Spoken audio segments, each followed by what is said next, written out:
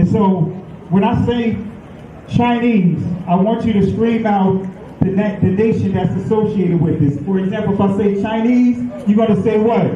China! All right, let's say it with authority. When I say Chinese, you say what? China! All right, that's just a test right there. So here we go. Chinese. China! Russian. Russia! Italian. Italy! German. Germany! Swedish. Sweden! Korean. Korea! Egyptian. Egypt! Nigerian. Nigeria! Black. Exactly. Nothing. Tell him, Pastor. Tell him, Pastor. Black, nothing. I hope you were able to successfully identify the issue. It's time to dance. It's time to dance. Dance, sucker.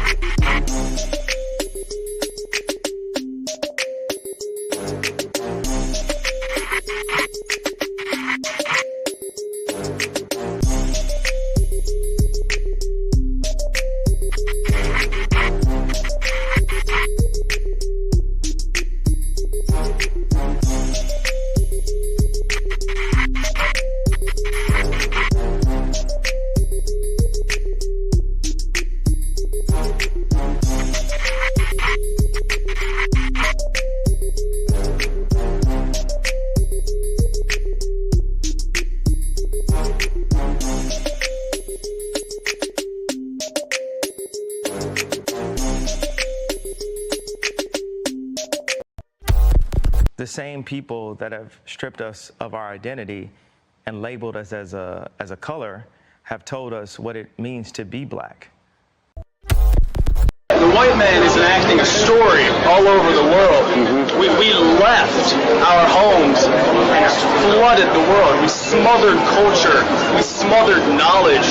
We erased history and rewrote it our way.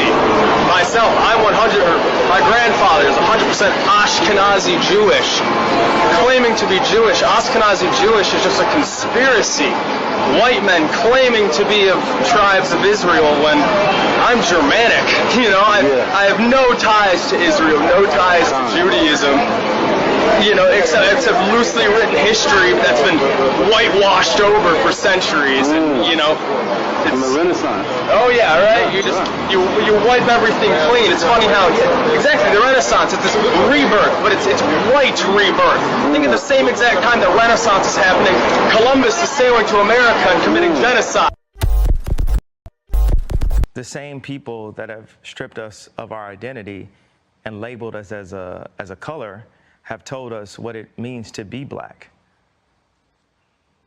and the vernacular that we're supposed to have. When There's only one true ethnic Jew, the Mizrahi Jew, because they are Africans, and if you read the original Bible written in Phoenician Hebrew, they're not. Jewish people are not Europeans. The modern Jews in Israel are Russians or Khazars to be precise, from Russia. I learned it from my grandfather that he was because he was an Ashkenazi Jew. You know, I talk about the left, the Democrats, and how they prey with BLM on our outrage. You know, even when I put up the DEFCON 3 tweet, I was outraged at this point. What does DEFCON 3 mean? It's like level of, like, you know, actually, when it's DEFCON, it's like nuclear war shit. But I spelled it wrong. I have a tendency to do that. But DEFCON is actually that you're preparing to protect yourself. Anti-Semitic statements are never good for anybody, right? It's kind of like being anti-black. But, you know, it's really interesting. I didn't realize that I could be considered anti-Semitic till I read one of the definitions of anti-Semitism. Look at this. The definition says, making mendacious, dehumanizing, demonizing, or stereotypical allegations about Jews as such, or the power of Jews as a collective, such as, especially, but not exclusively. This sounds like a, let it go by. All right, so it says, think about it, that sounds like the type of wording that's in the contracts, right? Indeed. Such as, especially, but not exclusively, the myth about a world Jewish conspiracy or of Jews controlling the media, economy, government, or other societal institutions. But isn't that what you said? That Jews run everything? Yeah, but that actually is considered to be anti-Semitic. Right. So I didn't realize that it was anti-Semitic to say, hey, you know, I have a Jewish attorney, I have a Jewish record label, I have a Jewish contractor, I have a Do you regret your statements? Are the statements you think you should be walking back? I mean, considering... What do you mean walking back? Well, you know, backing up off of them. I mean, the thing is, you've lost a lot of endorsements. People are dropping you. You're getting, you know, vilified. You know, I mean, you might think you're right, but I think, you know, there's a whole world out there that's condemning you for what you said. Okay, so this right here is a chart of Universal Studios, 20th Century Fox, ABC News, CBS News, Columbia Pictures, Warner Brothers, ESPN Sports, Fox News, Washington Post, Metro Goldwyn Mayer, MTV Music Television, Nickelodeon, USA Today, Wall Street Journal, Comedy Central, NBC Entertainment, Google, what else do we have? Disney, ABC Kids and Family, YouTube, Los Angeles Times, Discovery Network, Paramount Pictures, Facebook, Huffington Post, Yahoo, Marvel, Hulu, Cosmopolitan, Time, Touchstone, Associated Press, Pixar, Miramax, HBO, New York Post, LucasArts, MSNBC, DreamWorks Animation. Now the thing is, I skipped over maybe about 5 of them because it was just unclear on this list. The red are the executives that are Jewish at these companies. Do you think they stuck together when they heard what you said? Was that what happened? It's unfortunate timing that we're in, but I'm glad that I could stand on the truth because I'm not afraid of these mics, these cameras. I used to be looking everyone in the eye and telling them the truth, that I'm proud of who I am. Any label that you put on me, I'm able to dismiss because I studied. I know the Oxford Dictionary, you look it up, right? Just one of the biggest mistakes I had in being a kid was not knowing European or Western language until I started looking it up and understanding the definitions and why they say, if you want to trick a black person, put it in a book. I was wondering my whole life why they said that. Now I'm 30 years old and I know reading is a superpower because it helps me understand where I'm going and where I come from. Like a tree with roots.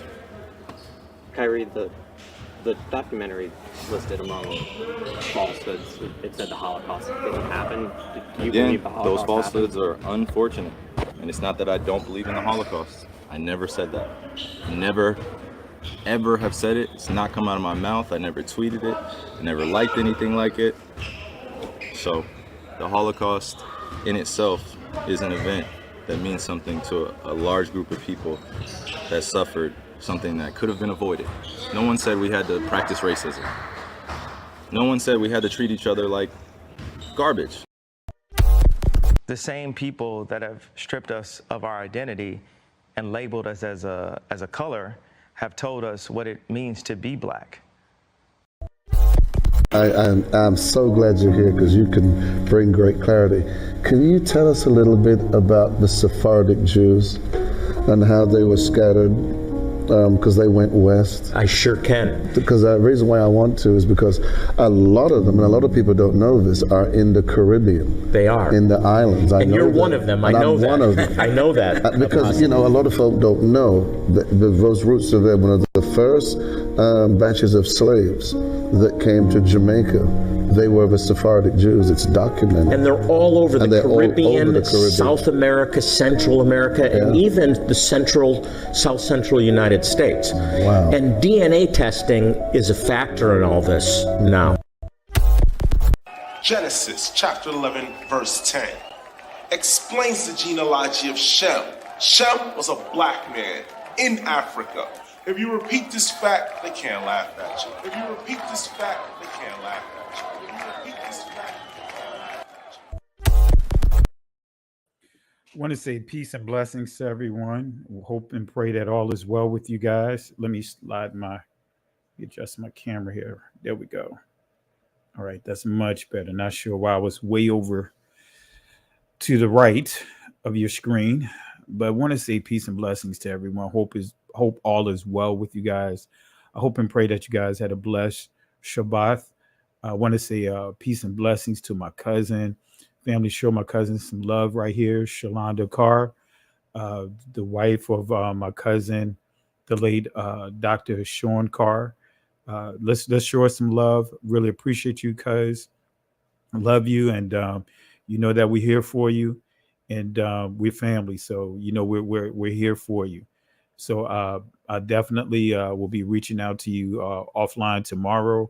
But really appreciate you and all that you do. Really appreciate you, and everyone that's watching here appreciate you as well. So again, family, show my cousin some love. Show my family some love. And again, appreciate you, sis. Love you. All right, family. So we're going to go ahead and get started here. And I know I share with you guys a lot of clips here, right? You know, we've been, you know, the whole Kyrie Irving, you know, the Kanye West. I know that's been, you know, very exhausting covering that over the past, 6 weeks. That has been the talk. That has been the thing that has been circulating on social media. You know, that's been the buzz. And so I know many are doing a lot of commentaries on that whole situation. And even with the Hebrews to Negroes, I find it that not many are really doing commentary on Hebrews to Negroes to do like a fact check. So me and a friend of mine named Moxie, he has his own channel called Moxie Approved. We decided to come up with just collaborate and do a review of Hebrews to Negroes and a fact check. Thank you, cuz. Really appreciate the love and support. And again, family, show my cousin here some love, show her some support here. Thank you again, cuz. Really appreciate you. Thank you again. And on that note too, as well, I'm going to be dropping a video within the next day or two, dealing with the road to Savannah. That is really dealing with our heritage, all of our heritage, but really the Carr family playing a role in Savannah, right? The First African Baptist Church in Savannah, Georgia, got some very, very powerful information that is going to be revealed, unpacking a lot of some deception. I'm not going to touch on any of the names, but some deceptions, right? To really deceive, every attempt to deceive our people with lies. All right. But we're going to cover that as well. But thank you again, because I really appreciate the love and support. I really appreciate you. Love you. So family, again, show my cousin some love here. Appreciate you. All right. So me and my friend Moxie Approved, we did we did it was like 4 hours. He started off, did a 1 hour commentary, and then I jumped in and got a lot of views off that video. I believe the video is pushing about 150,000 views right now, because I believe that many people want to know, is there a review? Is there a video out there that gives kind of address some of the things that have been circulating in the news outlets about, anti-Semitism? And so we went on and did a collaboration, and it went over very well. And so I was asked by some that follow this channel that if I could do one for We Woke Now. And so that's last week I did part one. On his channel, we did we combined it all into one. But this one, we're going to deal with a continuation of last week. And then we're going to continue on. And I want to touch on a little more about the DNA stuff, because, there's a lot of deception that's going on about the DNA. And I encourage you guys this book right here, because there's a rabbi by the name of Harry Rosenthal, Harry Rosenberg rather, that is making his rounds on different platforms, and a lot of the things that he is promoting is no different than what the Catholic Church is promoting: conversion. And he made some very way out there, made some, put some things out there that can be very way out there in terms of him being able to, take his lineage all the way back to pointing to King David, stating that he's related to King David, right? And we're going to deal with that. But he's been really going on a lot of channels. A lot of our brothers and sisters have been bringing them onto the platform and really not addressing the elephant in the room. And a lot of the things that he says is really dealing with that word Jew, that word Jewish, is nothing more than a descriptor, a title, to be honest with you, for converts. That's all it is. That's why you have so many different DNA strands, like the Y chromosome all through there, is because starting with that very point, or what I just made, is converts. He's sharing how, what's his name? Amari Stoudemire converted. He converted over to Judaism, right? He knew that he was a Hebrew, but he converted over to Judaism, right? And we're going to touch on that. I want to say peace and blessings to the elephant that's in the room, Elephant Man Podcast. Peace and blessings to you. So we got a lot to cover. So we're going to get into it right now. Don't want to prolong the time any longer, but this is a good book to get right here. The Origin of Ashkenazi Jewry. We're going to touch on this a little bit tonight.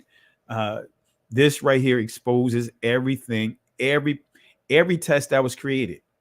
Every test that the Jewish community, as we know them, created to try to, in attempt to justify their community, and the key, when you go through that, you'll find that we were not part of the test.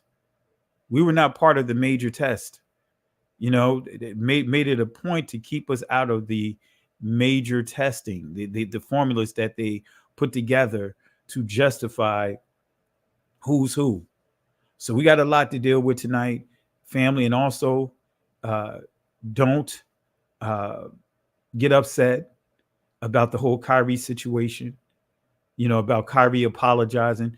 Don't get upset, because I know some of our brothers and sisters, I'm going to tell you, man, some of you guys can be very, very cruel, man. It's like, wow, calling them names and then insinuating that people are worshiping celebrities. It's not about that.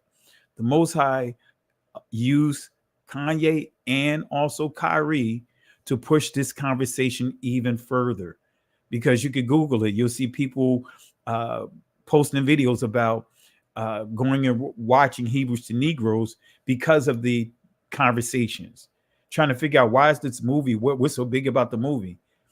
And some of them are sharing their testimonies. You have people that are not part of our groups, that are part of the Caucasian race, the white race per se. They're coming out bearing witness saying, hey, you know what? They learned a lot. They changed. And referring to us as being the people of the book. So with that, I'm we could be disappointed, but at the same time, I'm not surprised, so I'm not going to throw him under the bus. He served a purpose, just like Kanye West served a purpose. And guess what? Just like all of you served a purpose. How many times have you reneged on something that you said you would stand on and you didn't stand completely on it? Doesn't mean that you're a bad person. Come on now, especially if many of you guys grew up in the church. I'm sure many of you were on the altar saying how yeah, if you do this for me, I'll do this. I'll turn my life around. I'll do this. I do that. I do this. I do that. And then when the stuff hit the fan, you got what you wanted. And then all of a sudden you back out there, completely forgot about the Most High until you back on the altar again, needing help. So let's not be hypocritical with our assessment, when it comes to these discussions. Kyrie served a purpose.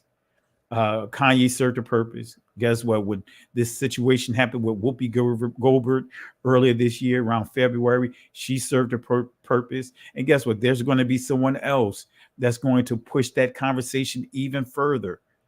So let's not be hypocritical. Let's not throw them up under the bus. Let's not do that, family. Let's not do that. The Most High did not call us to do that. No matter what, he's still our brother. It's easy to Monday morning quarterback when you're not under fire. It's easy to say what I would do when you're not under fire. All right. So let's be very conscientious of that. But again, we want to deal with the thing of, we're going to deal with a lot tonight. We're going to deal with unpacking some of the lies that some of the things that is circulating in terms of, the DNA and some of the other stuff. We'll cover it. I'm not going to let the cat out the bag. And family, regardless of him apologizing or not, guess what? Let's still hold true to boycotting. Boycott them all. Boycott the NBA. Boycott Nike. Boycott Adidas. Boycott Black Friday. Boycott them all. Boycott them all. Boycott them all. And I hope and pray that you guys still do that. I hope and pray that we stand our guns, right? And I want to make sure that is a pretty much a metaphor, for some that may take it out of context. When I say that hold our guns, I mean stand your ground, hold your position, don't buckle, don't waver. All right. So let's go ahead and get into it, family. Let's go ahead and get into it. And also another book I have here, I meant to mention, right? Genetic Disorders Among the Jewish Community or the Jewish People by John. This is from John Hopkins. Got tons of sources. Another good book here that really gives the truth, right? From, things that diseases to even give you information about who's who, right? I'll just leave it at that. So let's go ahead and stretch the screen out here. All right, let's see here. All right, there we go. So let's stretch this out. Let's go ahead and get into it. We have a lot to unpack tonight. I want to say peace and blessings to everyone that's jumping on. I want to encourage everyone, hit that like button, right? Subscribe to the channel, share the video. And we got a lot to unpack tonight. So let's go ahead and get into it. Going back to this Rolling Stones article that really started it all. And I want to, before I get started, I got my little heater, my little office heater, because it's really cold out here today and tonight. And where my office is, I'm like right where, a lot of, I guess the angle of the house where I'm at is like, sometimes it could get really cold here. So got my desk heater here. If it's making a lot of noise in the background, let me know and I can turn it down. Right. So with that being said, let me know if my desk heater is making too much noise. If it's making too much noise, type 1. If you're good, type 2. All right. So yeah, got my little desk heater right here. All right. So yeah, like I said, it's freezing right now. And especially when you have an empty nester, we don't need to have like I'm downstairs, and so we just don't have everything running full force. All right. So everything is good. Okay, cool. All right, good. Appreciate you guys. All right. So again, when I'm downstairs, and of course, heat rises, and like I said, and my office is literally right next to the door. All right. So cool. All right. You guys can't hear it. Great. All right. So let's go ahead and get into it. Really appreciate the love for everyone. Thank you guys for the responses.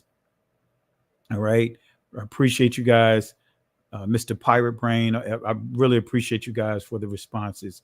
And we're going to get into it, and I'm going to ask some questions so that way you guys can respond, and that way I could give some shout outs in the process of it, because we've been getting more and more inside our chats. So it's been kind of hard to actually, give shout outs. All right. So let me know, moderators, if I need to adjust the chat. If it's going too fast, or if I need to make adjustments to where as though only those that are subscribed to the channel can post in the comment section. If that helps managing it, let me know and I'll make whatever necessary adjustments. All right. But let's be respectful in the comment section. It's okay for us to disagree, but let's be respectful even in our disagreements. Let's not call any names, because when I say YouTube is doing a lot to censor this, not just this channel, but all those channels that's teaching this truth. All right. So with that being said, let's go ahead and get into it. All right. The Rolling Stones. All right. The Rolling Stones, John Blitstein, Kyrie Irving boosts anti-Semitic movie peddling Jewish slave ships. Okay. So this is, we covered a lot out of this article. We unpacked a lot. And this is kind of like a working document, a moving document, because they're constantly updating this document, right? And I just hope and pray that Ron Dalton, I pray that he get a legal team if he doesn't have one, and file charges. Take these guys to court, starting with the Rolling Stones, because what they put out there is a lot of lies. Well, actually, they just put out lies. I'm not going to say a lot of lies. They just slandered, and so far we debunked the things that they highlighted inside this article. But anyway, this is the article that triggered it all. And what we dealt with here last week, where it says here, the video is based on venomously anti-Semitic book, which asserts that many famous high-ranking Jews have admitted to worshiping Satan or Lucifer. And I did give the source that he made reference to and went to that source, and they confirmed it. But we're going to go further here, right? Because we're going to deal with also what was highlighted was also Freemasons admitting to satanic worship. All right.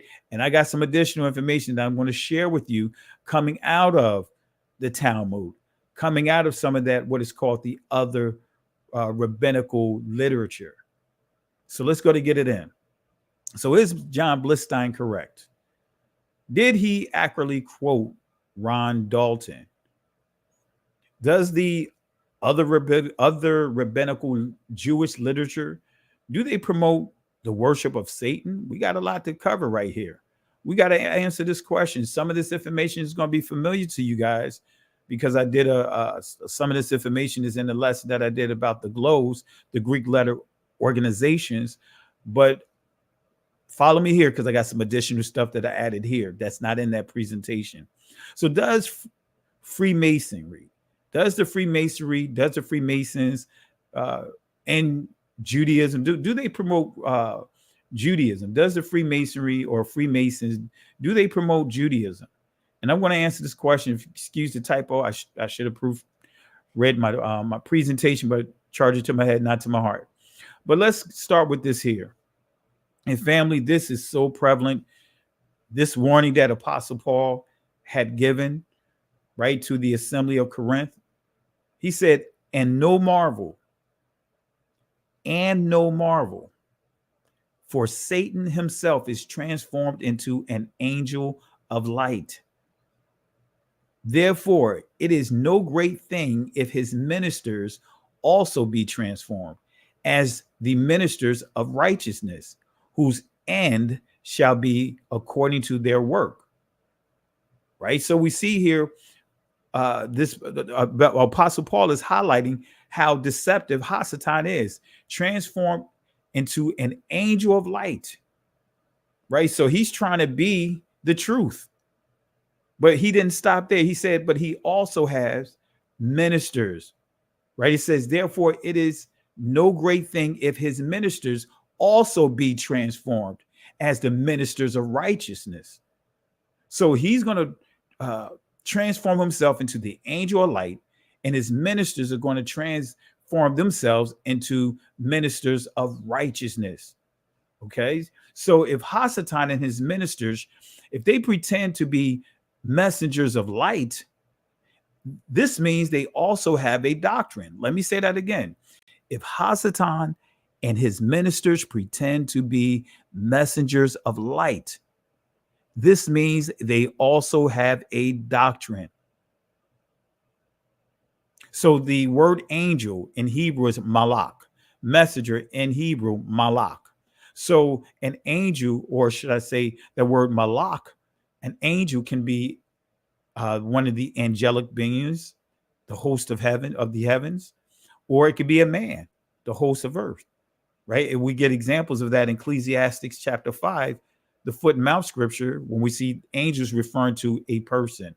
And then when you get to the last chapter, the last verse of Judges, you'll see it says, and there was no malak, right? There was no king, there was no messenger in Israel, and all the people began to do what was right in their own eyes, right? The priest was intact, the judges were intact. This is the time of the judges, getting ready to transition into the time of the kings.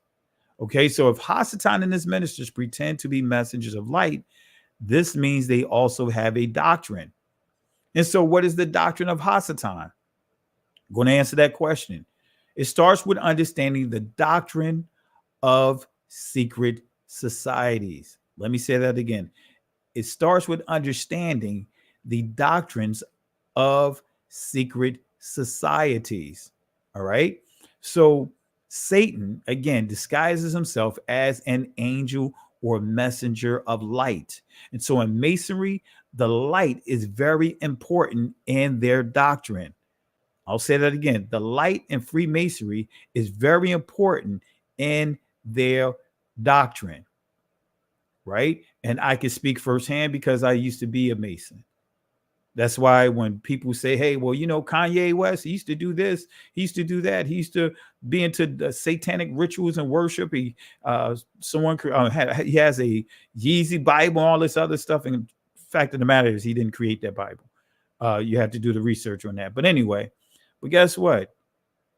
If the Most High took me out of Freemasonry, took me out of those fraternities, right, and put me in the place that I am, where I am now today, if he could do it for me, he could do it for anyone else, right? So we have to be careful of, attacking the messenger, especially when we have a past of our own. If the Most High took you out of situations or a past that many of you guys wouldn't even want to put out there in the atmosphere, why can't we believe that he did it for Kanye West, Kyrie Irving, or whoever may be in a position of resources, having a lot of resources? But anyway, this is how I know how to go into this information that I'm going to share with you.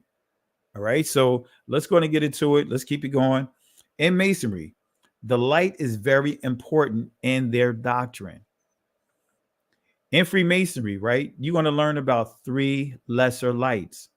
In family, I'm not sure if I did it publicly. If I didn't, I know I did it at our Shabbat not this past Shabbat, as far as earlier today, at the conclusion, but last week's Shabbat, I dealt with the lesser lights, right? And so if it's not on the channel, then I'll do a special teaching on the lesser lights.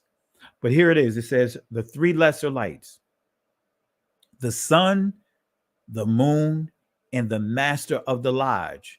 The master of the lodge is referred to as worshipful master. For those that may not understand the terminology, in Freemasonry, the 3 lesser lights, the sun, the moon, and the master of the lodge, which is referred to as worshipful master.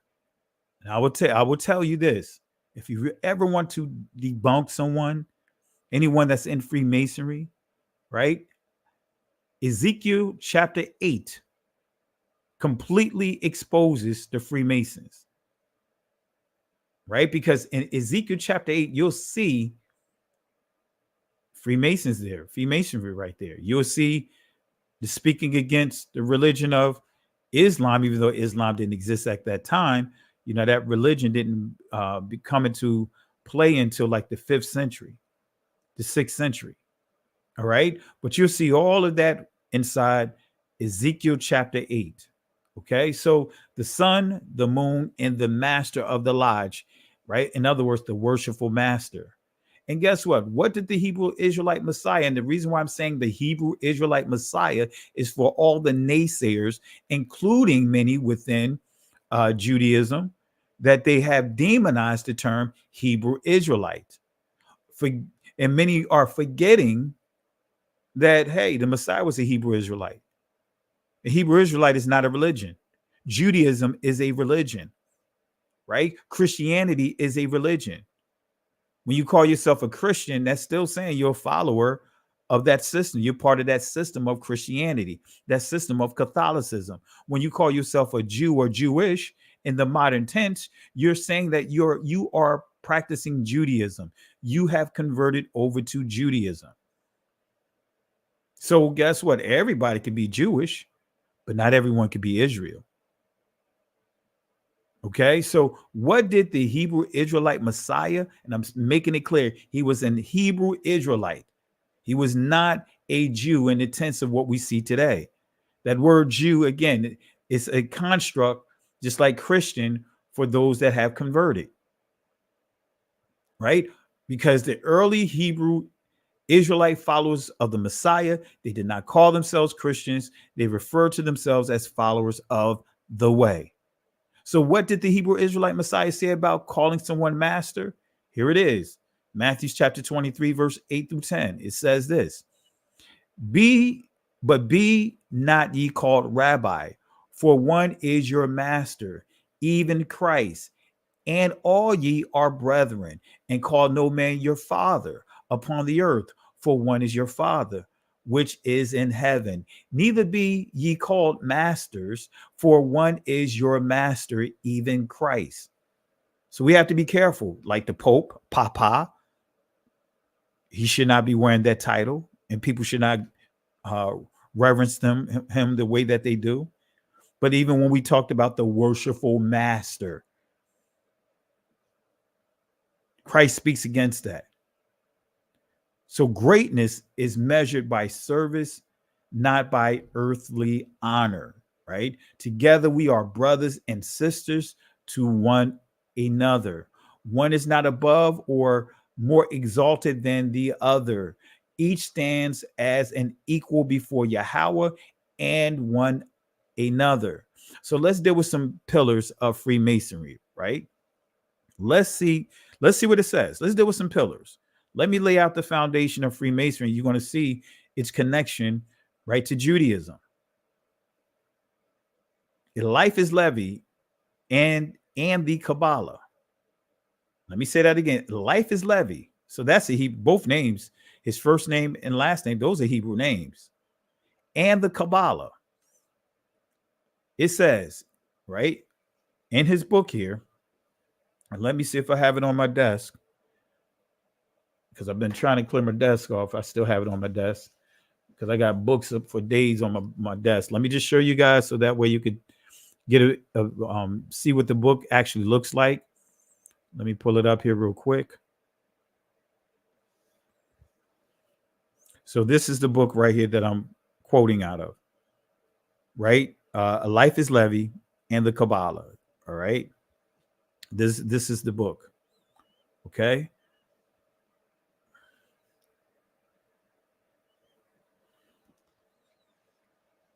All right. So let's see what it says about Eliphas Levi. What is more absurd?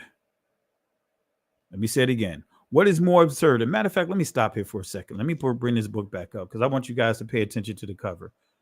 Let me bring it up one more time so you guys can see the details on it. Look at the bottom of the book. The Masonic and French connection of the American mystery tradition. All right. Let me say that again. The Masonic and French connection of the American mystery tradition. All right. So we see the connection of Eliphas Levi, but we're going to see the heavy influence of the Kabbalah there, which is also in fraternities and sororities. I may, if I have a moment, I'll show you just a little bit out of the presentation and we'll connect the dots. But anyway, So let's continue. So again, what is more absurd and more impious than to attribute the name of Lucifer to the devil, that is, to personified evil? The intellectual Lucifer. Notice what Eliphas Levi refers to Lucifer as. Notice how he's paying homage to him. Notice how he's worshiping him. The intellectual Lucifer is the spirit of intelligence and love. It is the paraclete, in other words, an advocate. It is the Holy Spirit. So he's referring to Lucifer as being the Holy Spirit, where the physical Lucifer is the great angel of universal magnetism. That's the key word, universal. We'll touch on it a little later, but that word universal comes from the word universe. Universe comes from the word uni. So uni, the Capitoline triad, right? Which is referred to as the triple goddess, right? Uni, the Etruscan triple goddess, which is also referred to as the Trinity, their Trinity, right? So uni, and then when you get to verse, so the doctrines of universe, that's where you get the term universal. So universal comes from that, what I just explained, but I'm gonna go even further with that a little later. Okay, so this is another source giving more information about Eliphas Levi. And I want to give a disclaimer here, family. I know I'm showing some sources here, but please don't go out here and purchase these things and start dipping and dabbling, reading this stuff, and you don't even read your scriptures. You don't even pray. You don't fast. Because if you read this stuff, because many people start reading this stuff, purchasing these books, but don't have a prayer life, it can mess you up if you don't have a solid foundation. So I want to make that clear. I want to put that disclaimer out there. Don't go out here purchasing these books that I'm making reference to because of me bringing them up, and you going to start reading this and you don't read the Bible, you don't have a prayer life. Because if you don't pray, if you don't fast, if you don't do any of these things can mess you up. These sources that I'm sharing with you can mess you up. All right. So Wade Baskin's Dictionary of Satanism. Let's see what it says about Eliphas Levi. It says, French magician and author of works on the occult. Eliphas Levi, whose real name is Alphonse Louis Constant, claimed to have summoned up the ghosts of Aliponeus of Tyana in London in 1854. Born in Paris about 1810, he is said to have been reincarnated as Aleister Crowley. So Aleister Crowley in these satanic circles, right, is viewed as the reincarnation of Eliphas Levi. The learned English occultist said that Levi's doctrine and ritual contained the secrets of an occultic society into which Levi had been initiated and from which he had been expelled. So again, Eliphas Levi, he really pushed the Kabbalah, and we're going to see the Kabbalah all over Freemasonry. So Eliphas Levi created an image that is popular for all the wrong reasons. I'm going to share with you real quick. The name dates back to the Inquisition, and this is coming from BBC News, decoding the symbols on Satan's statue. The names date back to the Inquisition and torture of the Knights Templar about 1100 AD, who, according to French chroniclers of the Crusades, confessing to worshiping a heathen idol called Baphomet. Some scholars believe Baphomet was simply a corruption of Muhammad, in other words, the Prophet Muhammad. But over the years, as the mystery and speculation around the Templars has grown, so too have the interpretations of the word. The best known modern image of the Baphomet was drawn in 1856 by the French occultist Eliphas Levi in his book Transcendental Magic, Its Doctrine and Ritual. He emphasized a winged hermaphrodite with a torch between his horns and a pentagram on his forehead. That's right, family. The Baphomet is a hermaphrodite. Hermes combined with Aphrodite. That's where you get the word hermaphrodite. Hermes and Aphrodite, right? So we see it, and I'm going to show the image here in a second. But it goes on to say, Levi's Baphomet was a hermaphrodite with breasts. But notice what they say here, right? Because this is dealing with them standing up a statue, these statues of the Baphomet, that's like $1 million statues out in Georgia. They did it in Detroit. They did it in Colorado. They're putting up these statues across the country because that is their freedom of religion. Interesting, right? Freedom of religion, freedom of speech. But the Hebrew Israelites, our people, we are the ones that all the tension comes to when we start making it clear we know who we are. We know our identity. We know our heritage. So Levi's Baphomet was a hermaphrodite with breasts. And notice what it says here. But we took the breasts off, says Greaves. The temple did not want to get embroiled in a debate about gender, which might distract from what it believes are more important. All right. So this is the Baphomet. This is where you see the breasts, right? You'll see the star. You see what is referred to as the Star of David or the hexagram. You also see the horns here, which this still forms that star. If we put a line across here, right? This will look just like the Freemasons, the square and the compass. It'll also remind you of the Eastern Stars. Okay, so one of the first Americans to come under the influence of Eliphas Levi was the noted Masonic writer Albert Pike. Albert Pike was an understudy of Eliphas Levi. So in his writings called The Morals and Dogma, in that book revealed an entire section Pike took verbatim from the works of Levi. So let's deal with Albert Pike, right? So we dealt with one of the major pillars, which is Eliphas Levi, but let's deal with his understudy, right? The foundations of Judaism. Albert Pike, Morals and Dogma, right? And these are some quotes from his book.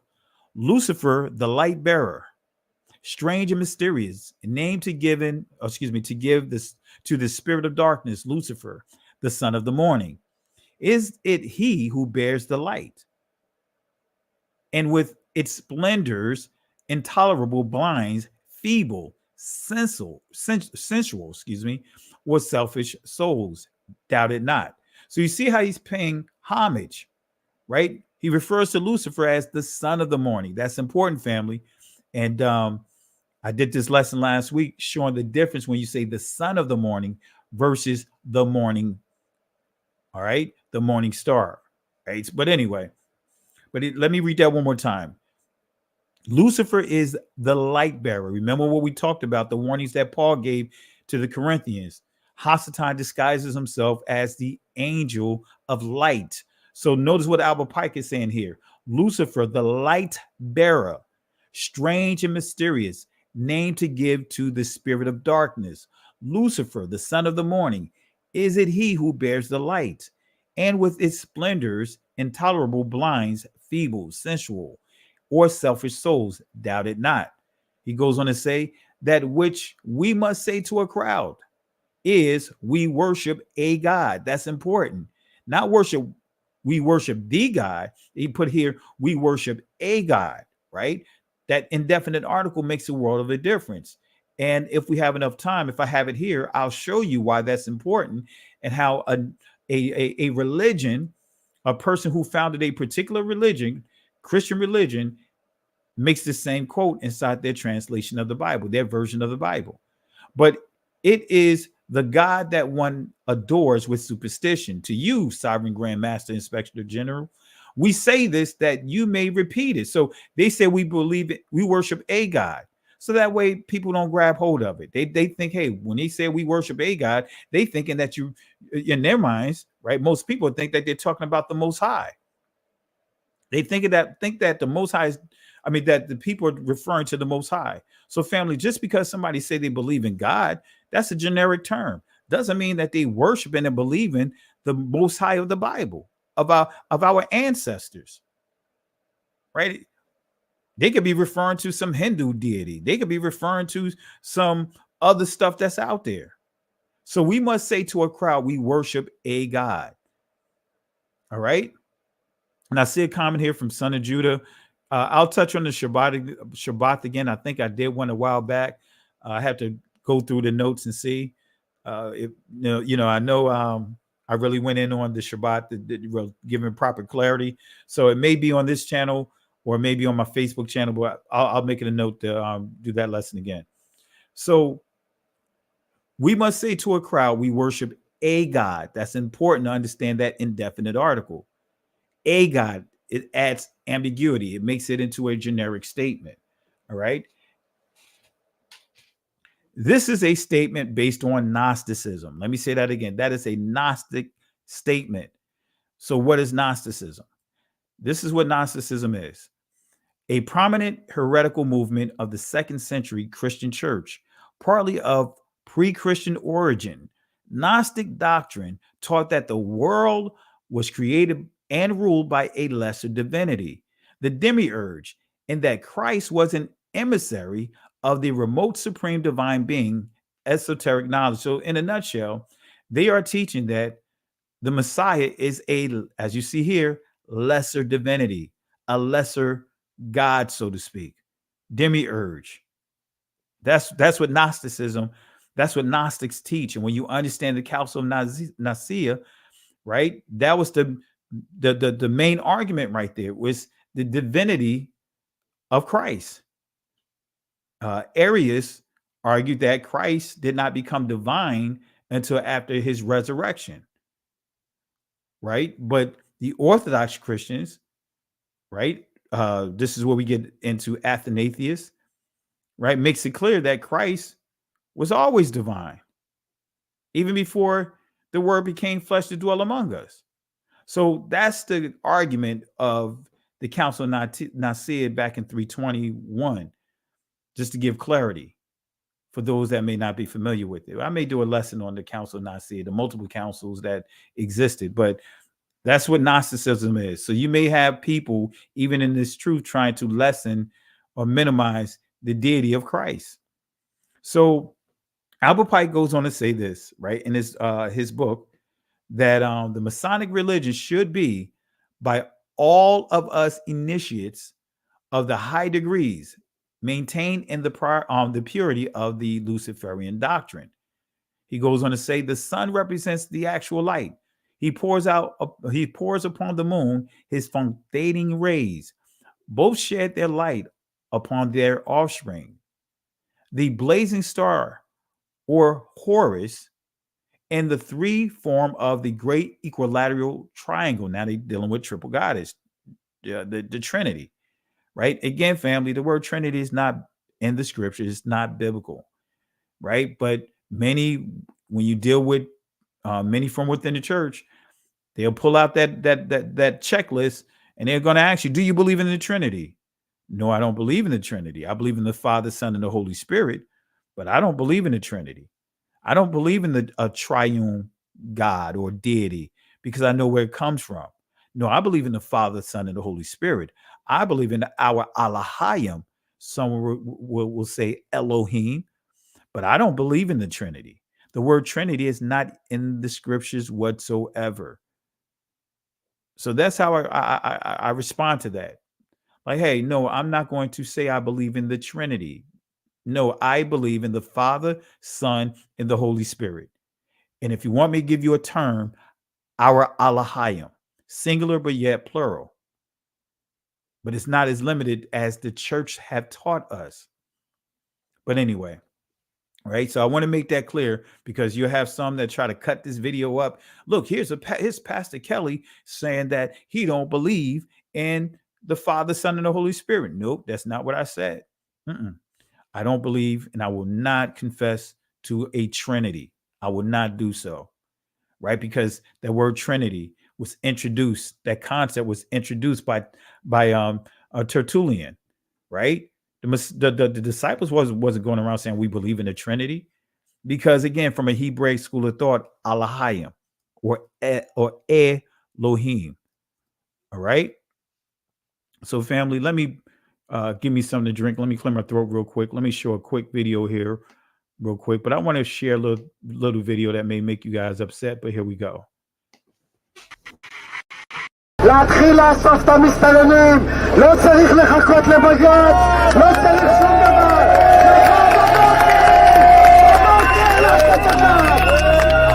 אני רואה חרא מחוץ לבית שלי, יריקות, פסיכופטים, אנשים שרק מחפשים איך לרצוח אותי בעיניים שלהם, אבל אף אחד לא מאמין לנו. אנחנו גזענים כדי לרצות לשמור על החיים שלנו ועל השפיות שלנו. אז אני גאה בלהיות גזענית, אם אני גזענית בשביל לשמור על החיים שלי, אז אני גאה.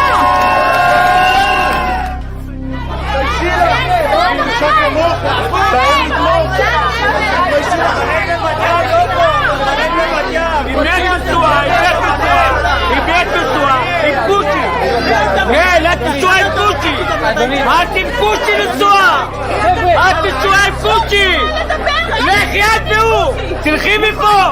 תלכי! את תשועה עם קוצ'י, לכי! לא מתפייטת!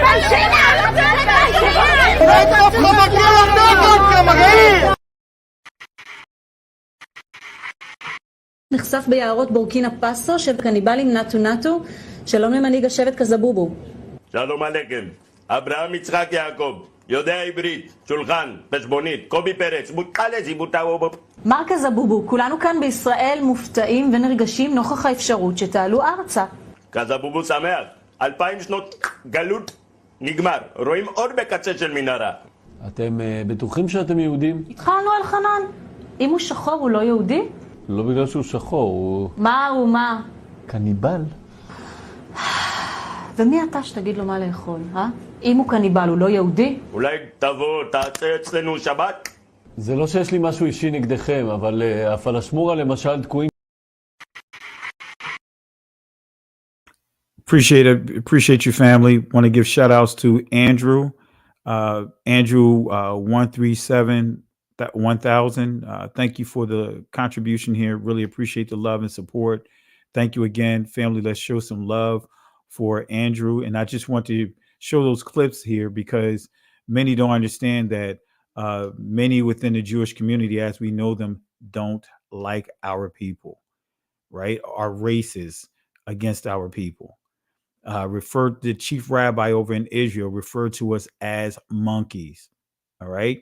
So again, as we see here, this is dealing with Albert Pike.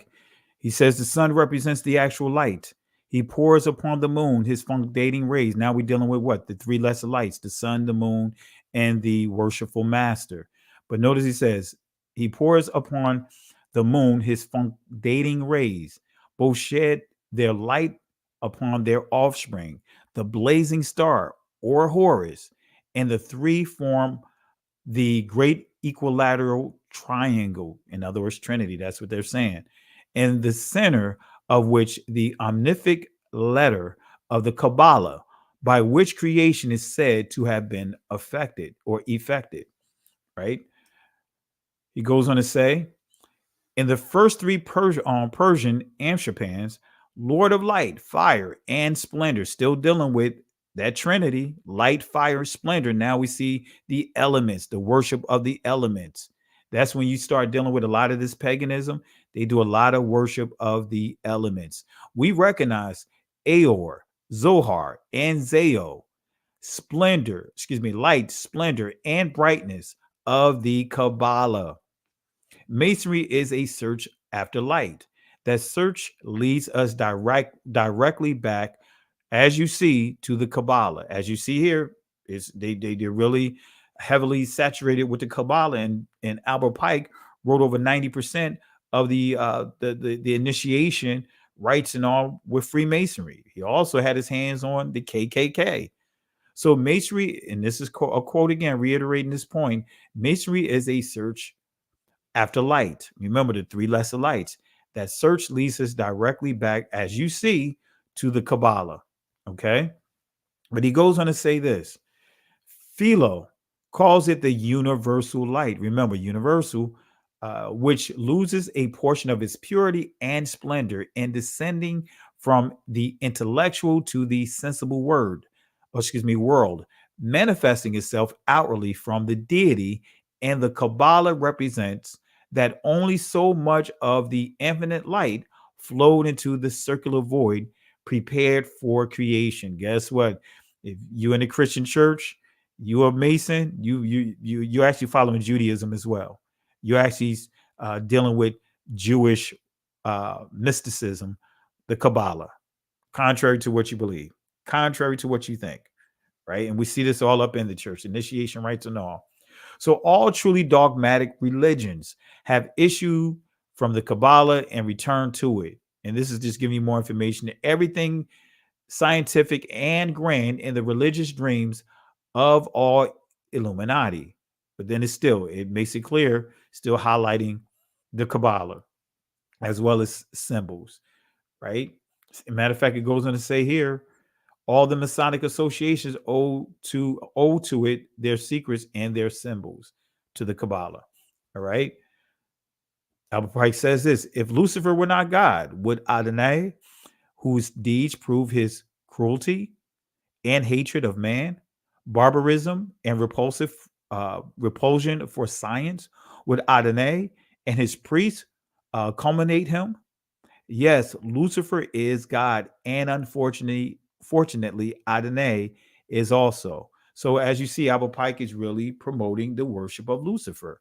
For the eternal law is that there is no light without shade, no beauty without ugliness, no white without black. For the absolute can only exist as two gods, darkness being necessary to the statue and the brake to the locomotive. Thus, the doctrine of Satanism is a heresy, and the true and pure philosophical religion is the belief in Lucifer, the equal of Adonai. So it look at Lucifer as being the equal. And see, family, this is why you have to be careful, because many will teach indirectly that Satan is an equal opposite of the Most High. That's the furthest thing from the truth, right? No, Satan cannot lay a glove on the Most High. Satan has some power, but the Most High has all power, right? So just want to make that clear. So what do the Masons say about Albert Pike? Just to make sure you guys are clear, right? The source that I'm showing on your screen, right? Let me see if I can pull these books out again. I have them on my desk. All right, got a lot of stuff here, man. Let me pull it out here, and I'll show you on. Let me put it on my screen. All right, one of many books that I have when I was in Freemasonry. Let's see. All right, now notice this. This is what you see on your screen. Just so that way you guys understand. This is what you see on your screen. All right. A lot to unpack, but I'm not going to do it tonight. Okay. So let's get back into it. All right. So let's see what it says about Albert Pike. His library and extent and selections was a marvel, especially in all that pertains to the wonders in ancient literature. Brother Pike was the sovereign Grand Master Commander of the, or should I say Grand Commander of the Southern Supreme Council, right? And it goes on to tell us of the Scottish Rite had been elected in 1859. He was the provisional Grand Master of the Lodge of the Royal Order of Scotland in the United States, and an honorary member of almost every Supreme Council in the world. His standing as a Masonic author and historian, and withal as a poet, was most distinguished, and his untiring zeal was without parallel. All right. So another thing we see here, and this is why we're going to get into the satanic rituals, the satanic worship, is the goat demon, right? Who is the goat in the scriptures? Let's deal with it, because in Freemasonry, you have the term riding the goat, right? I'm not sure if I kept it here, but let's see what the scripture says about the goat. Leviticus chapter 17, verse 7. And they shall no more offer their sacrifices unto devils, Sha'ayah, right? Let me say it again, Sha'ayah, right? Or some would say Shayar. But anyway, after whom they have gone a whoring. This shall be a statute forever unto them throughout their generation. So let's see the Hebrew definition of this word, right? Notice what it says, shaggy, a he-goat. So we're dealing with the goat demon, devil, goat, hairy kid. So we're still dealing with the goat demon. So other translations of this verse, the Message Bible, they must no longer offer their sacrifices to the goat demon, a kind of religious orgy. The NIV, they must no longer offer any of their sacrifices to the goat idols to whom they prostitute themselves. The biblical goat demon. Let's see who's the biblical goat demon. When we go to Leviticus chapter 18, verse 21, this is what it says. And thou shalt not let any of thy seed pass through the fire to Molech, neither shalt thou profane the name of thy Elohim. I am Yahweh. Right? So this is the law. This is telling them not to sacrifice their children to this demon, to this goat demon. So the goat demon is Molech, right? This is the Baphomet, the upgrade to it. To your left right here on your screen, this is the goat of Mendez, which also ultimately goes back to the goat demon, Malak. When we look at the Babylonians, right? The belly of the beast right here where the Hebrew young men were tossed in. So the Oxford Dictionary, now pay attention to what the Oxford Dictionary says about Molech. Right? Very interesting, right? And this is the Oxford Dictionary of the Jewish religion, right? Great book to have on your person. It says here, Semitic deity worshipped in the biblical times, known from Ugaritic and Mesopotamian sources as Malik. It is likely that Molech figured among the Chthonic gods, that is, those associated with death and the underworld. According to biblical tradition, Molech was worshipped by means of child sacrifice, a practice abhorred and strictly forbidden by Israelite belief and law. But notice what it says here. It says in the next sentence, child sacrifice is condemned in the Bible without mention of the god Molech. I just shared it with you, but they're saying that it's not mentioned. It goes on to say the Molech worship are found in Leviticus. Wait a minute, but they said his name is not there. His name is in the scriptures. Sacrificing to Molech is called whoring after him. But let's go ahead and give clarity. Child sacrifice is condemned in the Bible without mentioning of the god Moloch. That's what they say. So no more sacrifices. Zabak. That's the Hebrew word for sacrifice. Zabak. Right? The Hebrew word for altar is ma-zabak. All right. So what does, the Jewish Talmud, right? What does the Jewish Talmud, what does this other rabbinical literature, what does it say about Molech or Malak? Sanhedrin 64a, notice what it says. And I'm reading what's here. All right. The Mishnah, he who gives his seed to Molech incurs no punishment unless he delivers it to Molech and causes it to pass through the fire. If he gave it to Molech, but did not cause it to pass through the fire, or the reverse, he incurs no penalty unless he does both. Right? The Gemara, right? The Mishnah teaches idolatry and giving to Molech, right? Rabbi Abin said, our Mishnah is in accordance with the view that Molech worship is not idolatry. Wait a minute. Molech worship is not idolatry, for it has been taught, if one causes his seed to pass through the fire, whether to Molech or to any other idol, he is liable to death. But it goes on to say here, if to Molech, he is liable. If to another idol, he is not liable. He is not liable. Right? So that's interesting, right? Molech worship. Now, let me see if I could bring it up here. I may be able to copy this over real quick. Let me see here. Let me see here. Because I want to share one additional key piece of information. All right. Let me see here. Let me see if I have it here. If I do, I'll copy it over just to make a quick reference to it since we're here. If not, I have to do it at another time. All right, let me show you something here. I'm gonna copy this over. Because I tell you, our people they were off the chain. They were off the chain. All right. I'm going to copy this over real quick so that way you can get an understanding of just the depth of child sacrifice.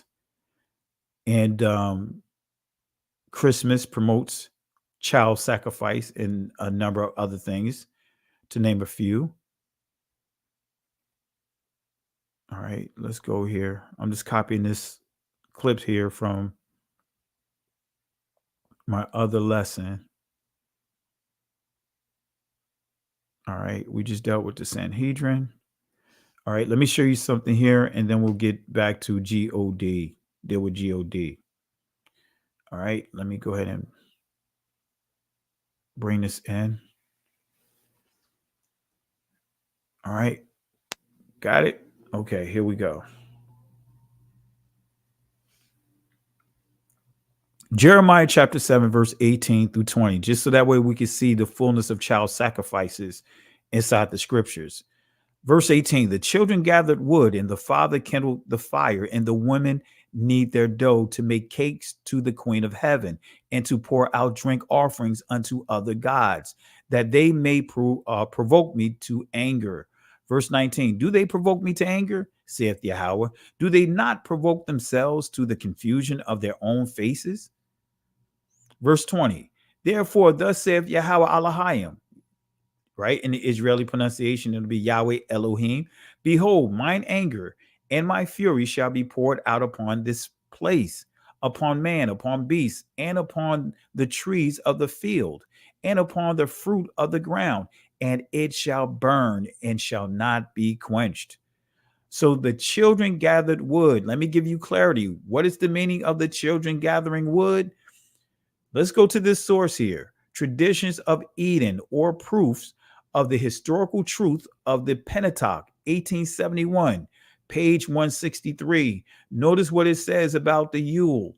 Notice what it says about the child. Notice what it says about the wood. Notice what it says here. A farther confirmation and illustration of these facts is found in the custom of the Christmas Yule log. The word Yule is the Chaldee term for an infant or little child. And hence it was that day, or that Christmas day, was called among the heathens Yule Day, or the child's day. And the night before Christmas, which the night before Christmas was called Mother Night. Christmas Eve, right? It was called Mother Night, right? So now they changed it to Christmas Eve. Still dealing with Eve, right? Which is referred to as the mother of life, right?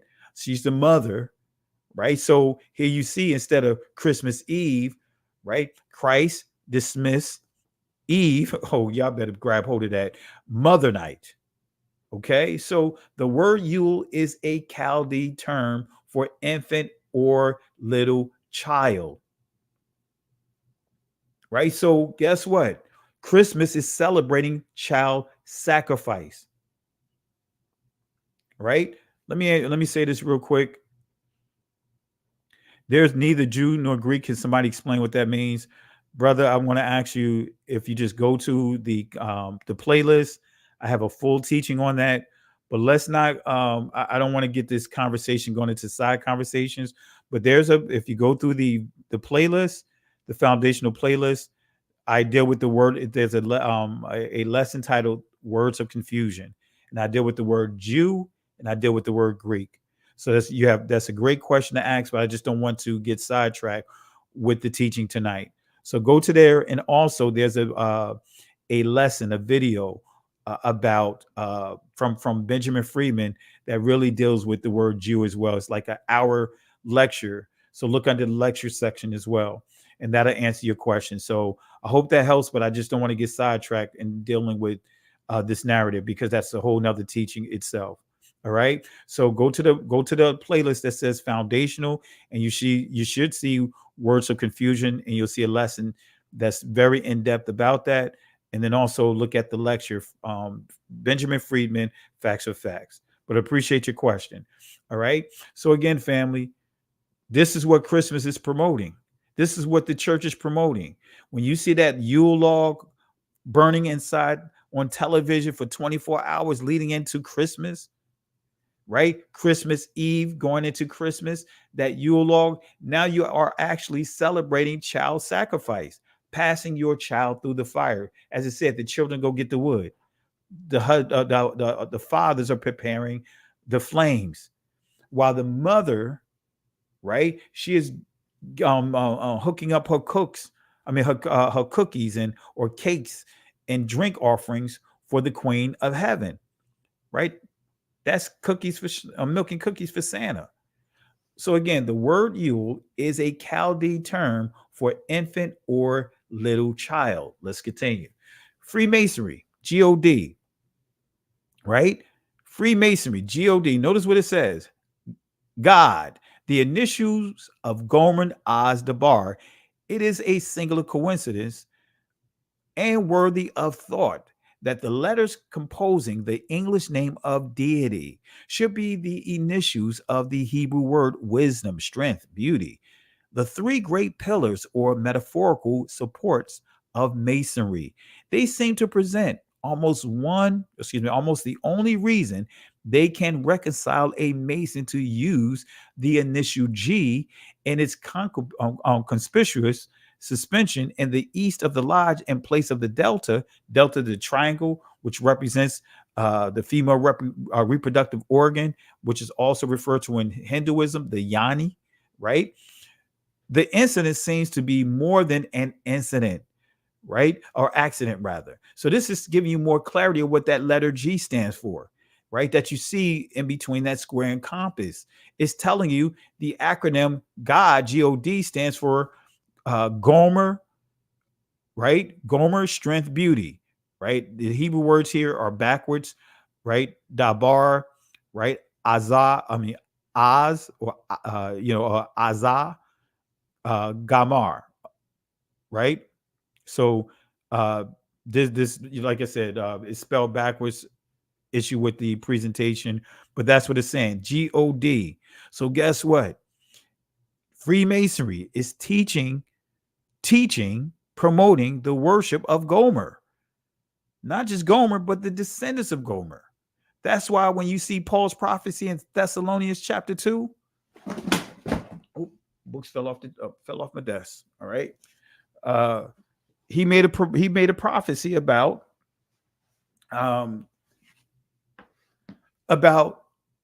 the son of perdition.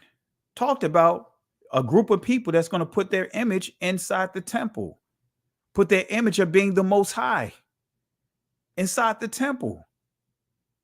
So the only reason, as he stated, as is stated inside the Encyclopedia of Freemasonry, the only reason that can reconcile a Mason to use the term or use the initial G, Gomer Oz Dabar. So this is to promote the worship of Gomer. Come on, family. That's what God stands for. That's what God stands for. That's what that letter G that's suspended in the square and the compass, it stands for worshiping Gomer and his descendants. Well, there's a key descendant here. Freemasonry promotes the worship of Gomer. Why is this important to know? Here it is. Genesis chapter 10, verse 2. Notice what it says. Now these are the generations of the sons of Noah, Shem, Ham, Japheth, and unto them were the sons born after the flood. But I just want to focus here, verse 2. The sons of Japheth, Gomer, Magog, Madai, Javan, Tubal, Meshach, and Tiras. Right? So we see Gomer, son of Noah's son Japheth, right? But then not Japheth, but Gomer had a son, which would be Japheth's grandson, and the sons of Gomer. Notice what we see here, Ashkenaz. All right. So the Hebrew definition of Gomer, not getting into all of that. I don't need to go into all of this, right? But why is this important to know, family? Going back again, I just touched on this. This is a duplicate slide, actually, right? But when we take it a step further, right? By these were the isle of the Gentiles, divided in their lands, everyone after his tongues, after their families and their nations. So we see the sons of Gomer, Ashkenaz, right? Riphath, Togarmah, right? And these sons of Javan, Elisha, Tarnish, Kittim, Dodanim, right? By these were the isle, in other words, islands of the Gentiles, divided in their lands, everyone after his tongue, after their families and their nations. In other words, they have their own tradition. But when we did the walkthrough in part one of when we were critiquing and giving our fact checking part one, we dealt with one of their sources that deals with, and I left the book inside the car, that shows that they even tell you that Japheth is going to convert by way of occupying the tents of Shem, the worship place, by way of the religion Judaism. They have it right inside their source. I encourage you guys to watch part one again, and I shared the source there. By these were the isle of the Gentiles, divided in their lands, everyone after their tongues, after their families and their nations.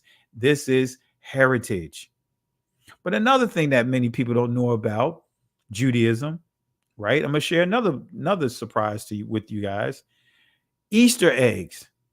Did you know that the acceptance of Easter eggs is in the Talmud? If you guys know that this is in the Talmud, type 1. If you didn't know that this is in the Talmud, type 2, because I'm going to explain to you what it is. Did you know that the Talmud promotes Easter eggs? Type 1 for yes, type 2 for no, or just simply type yes if you already knew, type no if you didn't know. All right, so far we see here, Elephant Man, no. And family, great podcast. Support our brother here. Ural, no. Who else do we have here? Let me just go down the list here because going pretty fast. Jay Highstyle, my buddy, Jay Highstyle in the building. No. Karen, no. Let's see here. The Threat, us, 89, no. Yaz Grace, no. Ernest Higgs, yes. Let's see. Yabu Israel, no. Anieki, no. Yehuda, no. Alexandria, no. Read as many as I can. Black to My Roots, no. Yah Bara, no. Vernal Jackson, yes. Okay, let's see here. Wayne Robinson, yes. Let's see here. I see a few yeses coming in. All right. Gary Wilburn, no. Dawid, no. All right. Melody Thomas, she says she knew. All right. So just wanted to read some of them here. Some of you guys were familiar with it, but let me show you here. Let's see here. Mr. Pirate Brain, I didn't know rabbits didn't lay eggs. All right. So let's get into it. Let me show you here. Just a little additional bonus information here. Right? The Talmud, Sanhedrin 101a, and the scripture speaks against enchanting, right? And charms and all of that. But notice what it says here.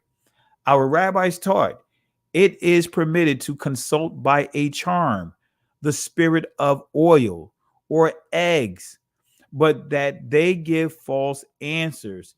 Incantations are made over oil contained in a vessel, but not in the hand. Therefore, one may anoint with the latter, but not with the former, right? Anoint with the latter, but not with the former, right? Now we're dealing with, again, this is dealing with eggs instead of using oil, vice versa. So in the footnote, notice what it says here. It says, right, it is noteworthy from the present passage that the Talmud had no faith in these charms, but notice what you see in the footnotes here. 18 and 19. This states the practice, not a ruling. 19, footnote 19. Since it may have been used as a charm, right? It's right inside the Talmud. Again, it is permitted to consult by a charm the spirit of oil or eggs, but that they give false answers. So it's allowing you to do it, but it's saying that they won't give you a good answer. That's what they're saying here, right? All right. So what happened here? I think I messed up my. Let's see here. Let me make sure I didn't miss out something here. Let me make sure my animation is good. Let's put this out the way. And family, that's half of part one because we got a lot more to cover. Right? We're going to get into some DNA stuff here in a second. All right. Let me make sure my animation is good. All right. Yes. That's what it is. My animation off. Let me read the footnotes again. Let me fix these animations because I missed the key here. All right. Let's see here. Let me take this out. Let me try this again. All right. Now this will give you better understanding of the footnote. I should have read it directly from the backdrop here, but let me read it again. All right. I just fixed it here. Let me read it again. All right. Let's go back here. All right. Did I do it right? I did it again. Let me try it again.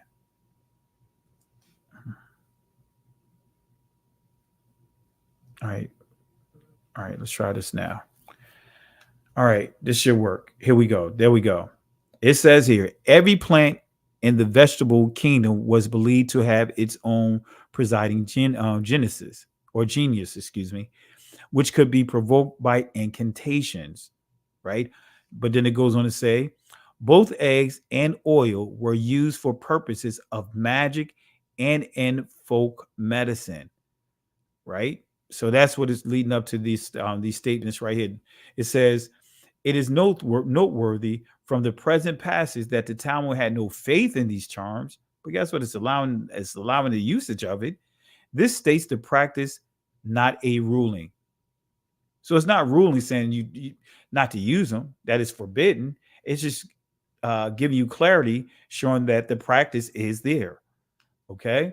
So let's continue. Let's go to the next phase here. Let's deal with, the Hebrews to Negroes for us. Let's deal with the DNA portion. And excuse me for my presentation. My animation is being off a little bit. Got to blame somebody. Got to blame Jay Highstyle for my presentation being off here. All right. So everybody blame Jay Highstyle. Give him a frowny face for my animations being off. All right. So, but let's continue, family, and appreciate the love and support, family. Hit the like and subscribe button, and we're going in, family. But let's answer some simple things about DNA, right? Again, Gomer is the father of Ashkenaz, right? We confirmed that. But I want to also confirm here and make it clear that 90% of the Jewish community today, right? 90% of the Jewish community, they are descendants of Ashkenaz. And we highlighted what it is, who Ashkenaz is. But let's go into it a little bit. Highlight, right? Out of Khazaria, this is an article. Highlight, out of Khazaria, evidence for Jewish genome lacking. And my cousin, Bishop Brown, is about to, I think next week, he's going to have an interview with this geneticist here. He's a Jewish guy, John Hopkins. He got some groundbreaking, some additional information he's going to share. So I'm anticipating that, and we'll also have it live here, or at least after running cycle, we'll upload it here to add it to the collection here. So let's see what he says here, right? Aaron Elhake, right, or Elhake, a geneticist at Johns Hopkins School of Public Health, thinks so. And recently published study in genome biology, he is calling for a rewrite of, in a nutshell, of commonly held assumptions about Jewish ancestry. And family, if you talk to a Harry Rosenberg and some of these guys, they'll try to say this guy was debunked. He wasn't debunked, family. That's why I say it's plenty of sources that will expose what he's highlighting here. He is calling for a rewrite of commonly held assumptions about Jewish ancestries. Unfortunately, he cannot be considered anti-Semitic. I am, because of me reading this article, me making reference to him, right? Because now this is dealing with what they would call conspiracies, right? Remember when I went through and walked you guys through the anti-Semitic legal terms, right? But notice what he says here. Instead of primarily the descendant of the 12 tribes of Israel, present day Jewish populations are, he didn't say maybe, he says are, finds Elhake, primarily the children of a Turkish people who lived in what is now Russia, north of Georgia, east of Ukraine. This civilization, the Khazars, converted from tribal religions to Judaism between the 7th and the 9th century, right? And in that book that I highlighted, let me see if I could go to it. I didn't have a chance to add it into my presentation, right? Because it gives a lot of information about the Ashkenazi community, right? And that's why the book is titled The Origins or the Origin of Ashkenazi Jewry. I didn't write this book. Jitz Van Straten wrote this book, who is a Jew from the Jewish community. And so again, it gives so many sources. It really exposes the formulas, the different testing that they put out there. Kohen Hamadishi, right? And I'm gonna get some of that. I'm gonna try to put together a clip here so you can hear out of his own words how they were adjusting the testing to try to take their numbers down, but their numbers kept going up in reverse. All right. So this book right here, The Origin of Jewry, I encourage you guys, get this book. We're going to highlight a few things from here, but in this book will give you every formula, and it's going to be debunked. Every formula is going to be debunked inside here. Right. And we're going to touch on 3 of them. All right. So let's knock down some information here. Let's knock down some of the things that people are not aware of. All right. And I want to show some love here for Gems from Kwame Brown's live stream. Really appreciate the love and support, and family. Support the channel. Support the channel. It's a great channel. A lot of information, well put together. The contents is really good content. So I encourage you guys, subscribe to the channel. All right. So let's go ahead and highlight a few things here. All right, let's highlight a few things here, right? Starting with DNA ties Ashkenazi Jews to group of just 330 people from the Middle Ages. Now, this is important. Title is that title is everything. It says 330 people from the Middle Ages, not the antiquities. See, when most of us think about the Middle Ages, we think of antiquity. Middle Ages, this is like the period between the 5th to up until like the 11th to 12th century, or some will go as far as the 15th century, but that is not the antiquities. DNA ties Ashkenazi Jews to a group of just 330 people, not families, 330 people from the Middle Ages. But notice what it says here. So says a new study in the journal Nature Communications. An international team of scientists sequenced the complete genomes of 128 healthy Ashkenazi Jews and compared each of those sequences with the others, as well as with the DNA of 26 Flemish people from Belgium. All right, so this is giving you clarity on this experiment, or should I say this test. Okay, so, and the reason why I'm bringing this up, because one of the things that got slammed about Ron's book is because he's using DNA. Right now, I can speak firsthand. Years ago, me and my cousin Bishop Brown, from some of those that are inside the church apologists, they said that, hey, you say you the people of the book, prove it with DNA. But we did not one, not two, not three. It sounded like LeBron James, right? When he went to Miami. But we did at least 4 tests. And each test pointed us to Israel. Each test. We did 23andMe. We did Ancestry. We did DNA tribes. We did GEDmatch. And even now, my true ancestry, E1B1A. But it points to Northeast Africa. But again, now from there, they say, hey, it's not good enough.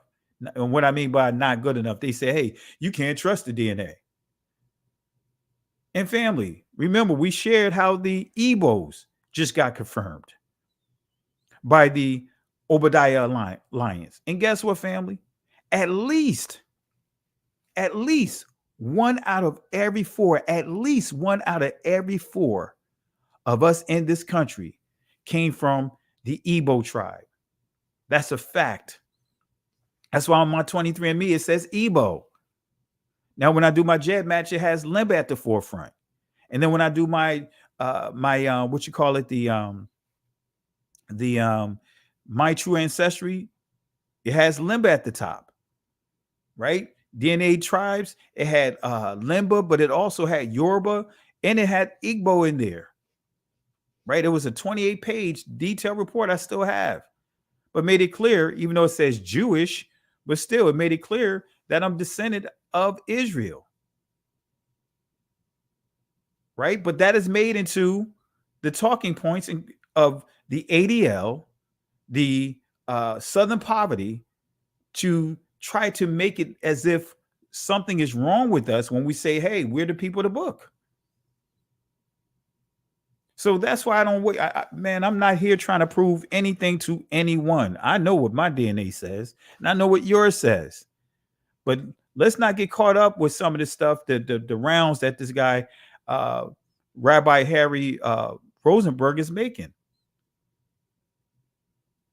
to saying that he connects all the way to the King David.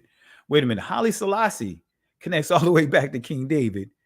So you saying that you are cousins of Haile Selassie? Anyway, look totally different than Haile Selassie, that's for sure. Okay, but it says here, an international team of scientists sequenced the complete genomes of 128 healthy Ashkenazi Jews and compared each of those sequences with the others, as well with DNA of 26 Flemish people from Belgium. Their analysis allowed them to trace the genetic roots of this population to a founding group in the Middle Ages. Ashkenaz in Hebrew refers to Germany. So when you see the word Germany, when you see the word Ashkenaz, that's Germany. When you see Ashkenazi, that's German.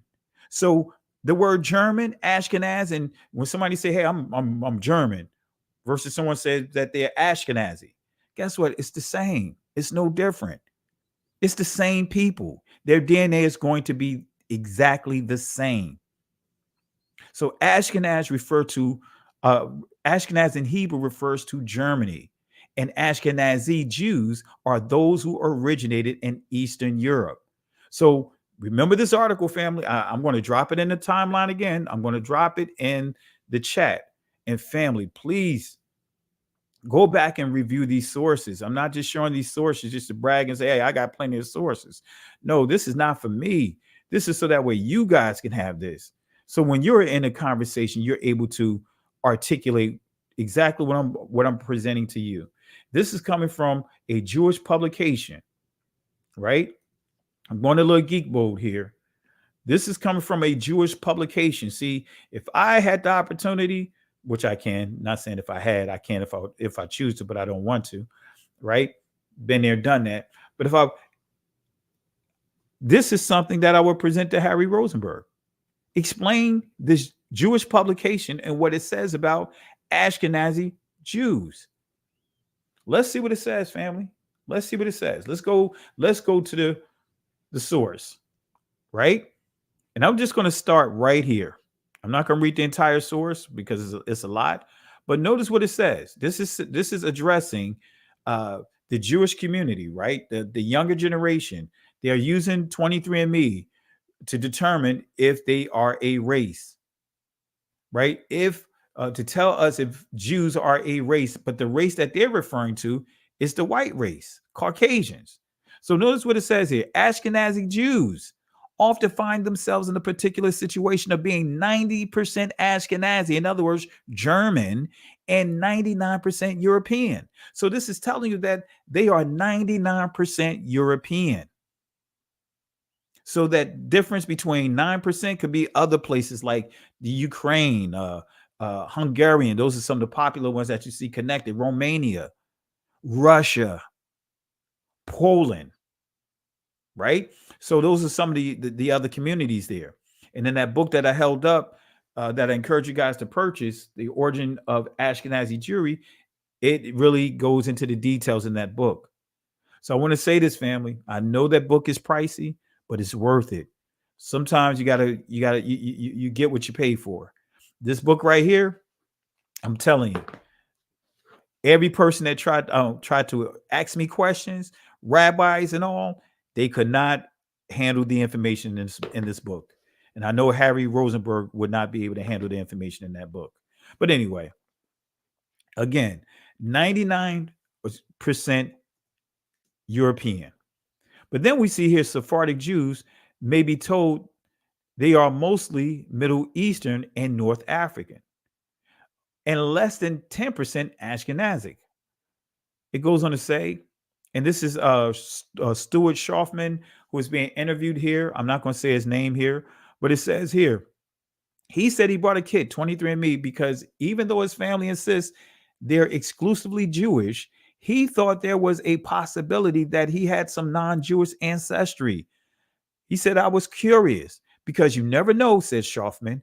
Family stories are just stories. Schaufman, who learned that he is 99.8% Ashkenazi Jewish, which means that basically he's 100% European, said the test hasn't made much of a difference on his sense of Jewish identity.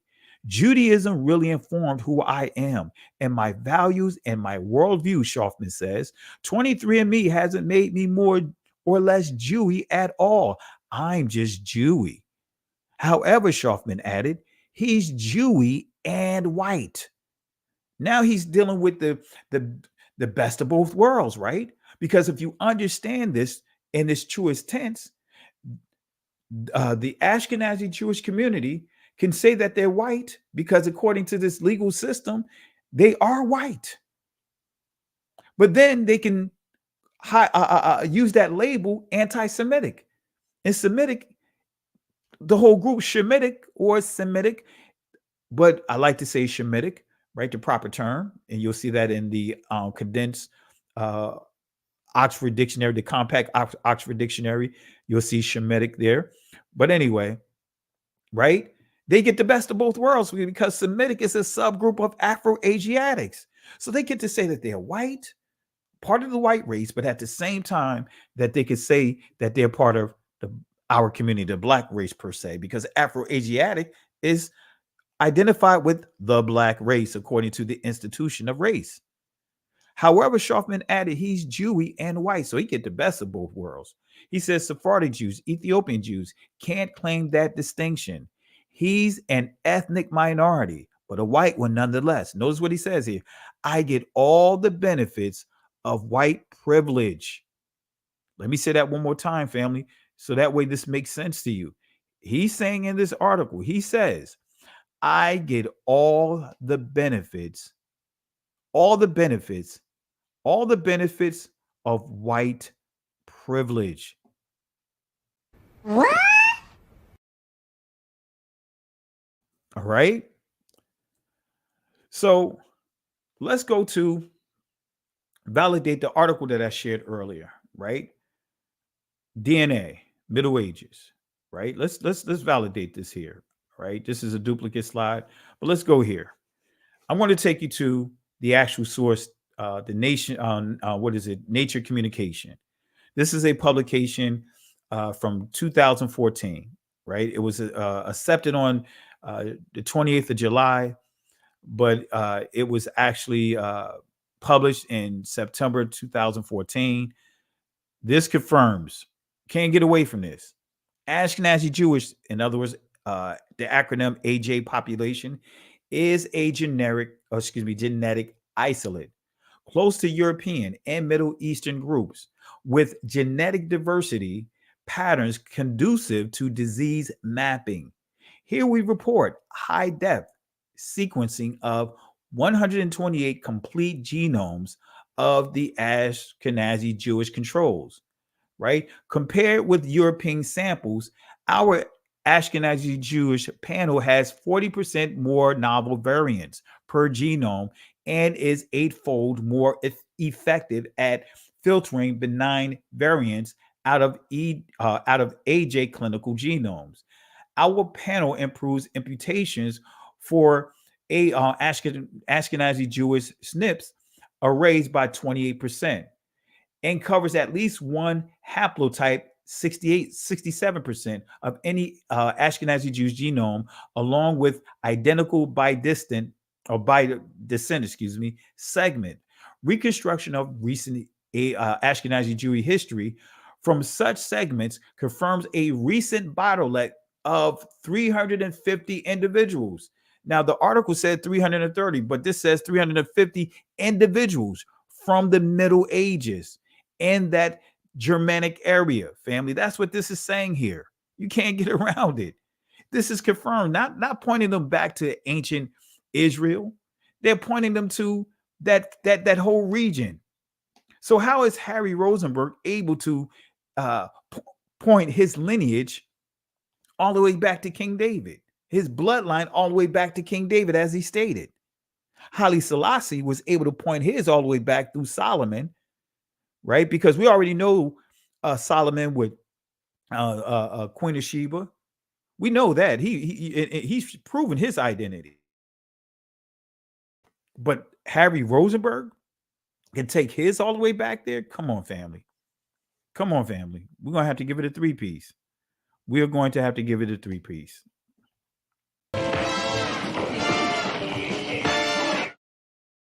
I have to get that 3-piece order to go.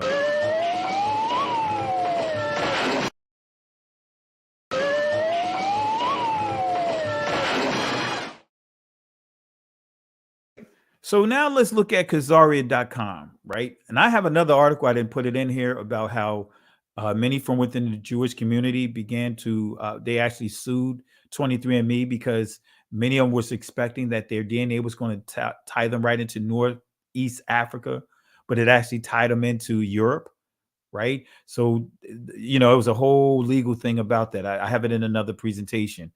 But Khazaria.com, E and J haplogroups, right? Notice what it says here, right? This is the website, right? Matter of fact, let me see if I could drop this in, and you could see this here from their website. Let me see here. All right, let me see if I can put it in here real quick.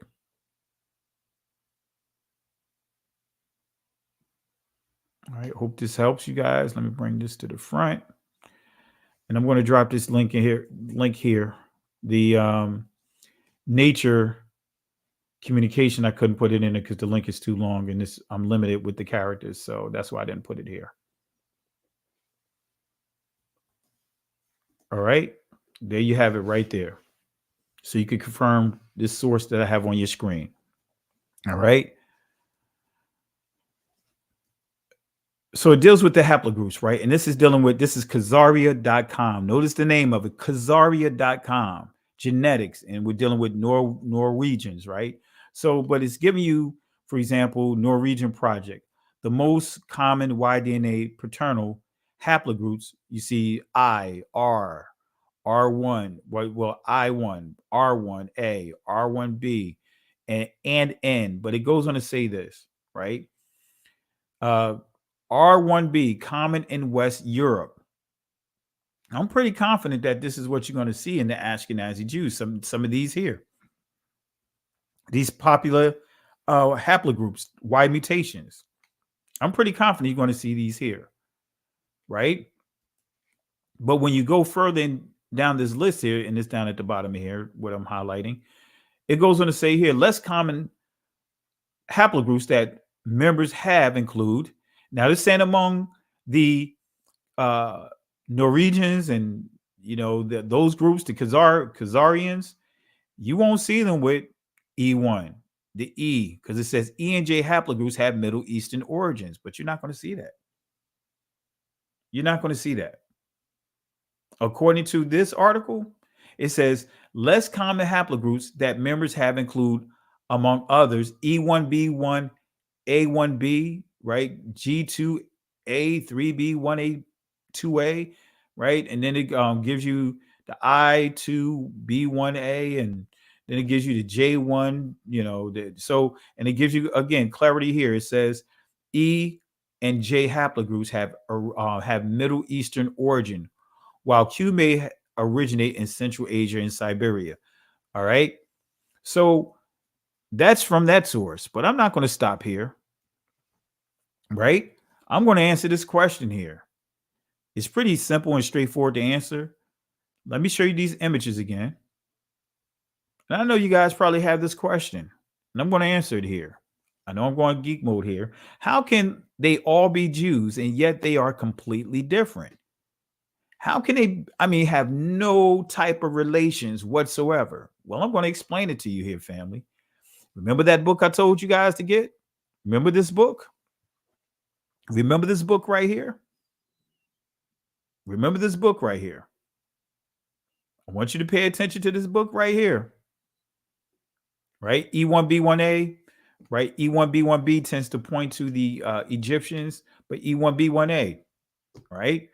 But nevertheless, E, Northeast Africa, not Middle East, Northeast Africa, okay? So let's go to this book here, The Origin of Ashkenazi Jewry. Let's see what it says. A large part of the study was devoted to the determination of genetic distances between the different populations. And now this is what they tried to come up with a explanation on why you see the different extremes. It appears that different groups don't relate to each other. You have Asian Jews that look one way. You have, let's just say, the Ethiopian Jews look another way. You have let's just say German Jews, or Hungary or whatever. You see these different, they all look different, right? Why do they look different? Well, this is going to answer that question. A large part of this study was devoted to the determination of genetic distances between the different populations. Through this method, genetic markers from different Jewish populations are compared. The smaller the relationship, the more differences in DNA may have arisen. Such differences are called distances, right? And it goes on to say 75 Caucasian, in other words, white population, based on 9 markers. The genetic distances or distance analysis show that European or East European Jews were closest to the inhabitants of Thrace, the region shared by Bulgaria, Greece, Turkey. Bulgarian Jews came next, followed by 36 non-Flemish Jewish populations, right? Jewish populations. And only then the second Jewish population, the Iranian Jews, other results showed a large Italian component in the gene pool. In other words, total variety of genes in a population. And the East European Jews, from all these results, it appears genetically, the different Jewish communities do not have much in common. Let me say that again, family. I got to say that again. This is giving you the conclusion. This is coming from that book, family. It says here, genetically, right? This is not Ron Dalton making this up. This is not me making this up. This is coming from Jitz Van Straten, The Origin of Ashkenazi Jewry, right? So genetically, the different Jewish communities do not have much in common. What? Genetically, the different Jewish communities do not have much in common. What? Let me say it slow motion for some of you guys that may not grab hold of this. Genetically,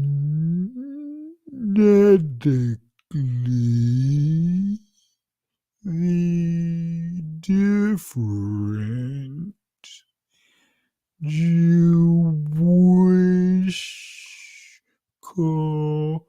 communities do not have much in common.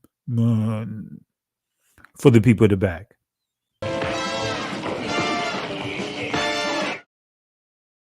So it says genetically. That's why you see the differences here. That's why you see the differences here, family. That's why you see the differences here. Genetically, the different Jewish communities do not have much in common. Often, they appear to be more related to the population in the midst of which they live when its genetic materials was available. So it said they look like the people that's around them. So why is that? Why? Because we're dealing with the word converts. But I'm not going to stop there. Again, genetically, the different Jewish communities do not have much in common.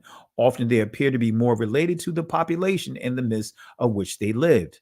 So how can they all be Jews and yet they are completely different? The answer is because they are Jewish through conversion. What is a Jew? The law returned. Here's the definition. This is coming from Israel Ministry of Foreign Affairs. This is the law return, right of Aliyah, right? 5710, 1950. This is that law, right? This is what I'm going to read right here. Here it is. For the purposes of this law, Jew means a person who was born of a Jewish mother or has become converted to Judaism and who is not a member of another religion. So you're a convert. That's all it is. That's why I say any Israelite can be Jewish. Any one of the tribes can be Jewish. But guess what? Not everyone that says that they're Jewish can be Israel, blood descendant of Israel. And we're going to deal with Esther because many take Esther out of context to suggest that many became bloodline Israel when they requested to practice the Torah.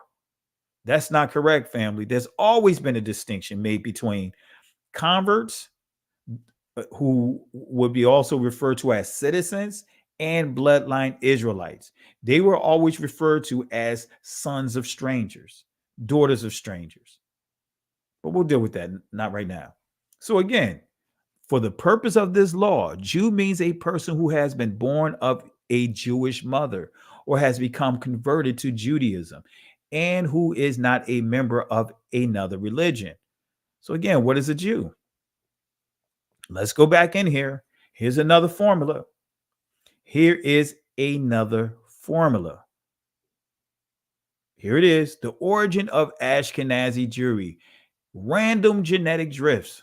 Notice this is what the random drift that they came up with. Now pay attention to this. This may be a little confusing, but for some of you, but I'm gonna read it slowly so that way you guys can understand what random genetic drift is. The explanation without foreign genes is based on the assumption that originally there was one Jewish population from which small groups voluntarily or forcibly left for other countries. The original population had a specific gene pool, and the genetic differences between the different groups of Jews must have come about during the 2,000 years of dispersion through a genetic mechanism that is often called random genetic drift. All right. Now, this is how it works.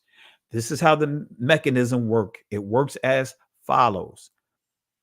A few individuals within the parental population possess gene A. All right. So a few possess gene A. A few people from the total population go to another country, and after a certain time, it appears that their descendants possess gene A. Since no other genes entered the population from outside, gene A must have accidentally, in other words, been present in those few people. So it's saying, wait a minute. So let me explain this again. Few individuals within the parental population possess gene A, right? A few people from the total population go to another country after a certain time. It appears that their descendants possess gene A. Since no other genes entered the population from outside, gene A must have accidentally been present in those few people. Next, the gene spread among the descendants of that little group until it became fixed. So it floated until it became fixed. Anyway, which means that every member of the population possessed the gene. So the question now to be asked is, how long does it take before a gene becomes fixed? Because now it's floating, it's random. But how long does it become permanent?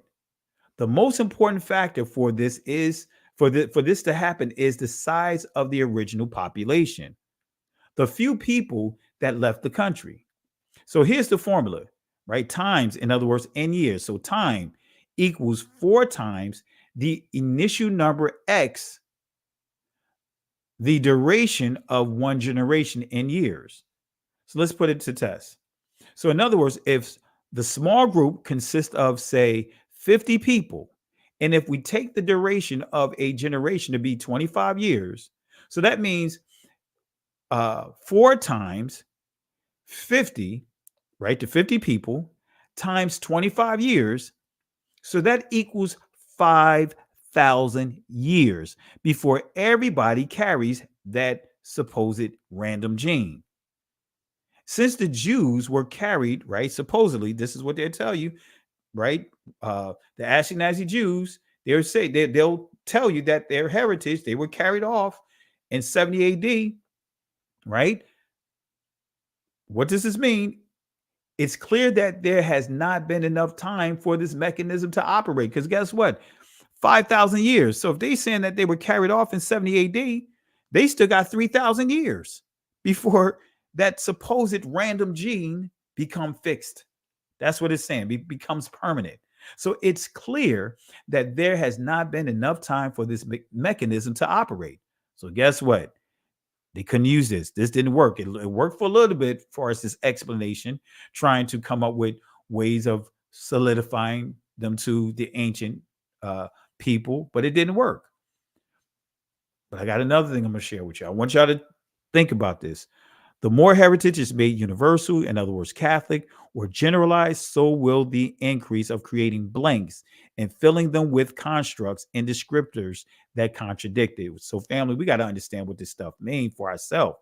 So remember, Catholic, in other words, of the doctrines of the ancient church, which means universally accepted. Remember, Catholic means universal. Universal comes from the Etruscans triple goddess, right? The Etruscan triple goddess, which the name is Uni. Uni is a Etruscan god or goddess, triple goddess. This is where you get the term Trinity from, right? Triune, uni, right? Universe. Universe means the doctrines of uni, right? So universal, general. So Catholic means universal. It means general, right? General, this is where you also tie it into generic, right? But when we go into Genesis, notice what Genesis says. Now, like, let me go back. I went a little fast. So Catholic means universal. It means general, right? Did I have a word up here? Let me go back here. No, I don't. All right. Just want to make sure. So the etymology of Genesis, right? You'll see that it says, tells among things of the creation of the world, generation, nativity, origin, to be born. Generic, right? The word Genesis and generic, they both come from this word gene, which means race, birth, descendant, beget. So Genesis, gene, or general comes from the word gene, right? Generic comes from the word gene. General comes from the word gene. And again, Genesis comes from the word gene.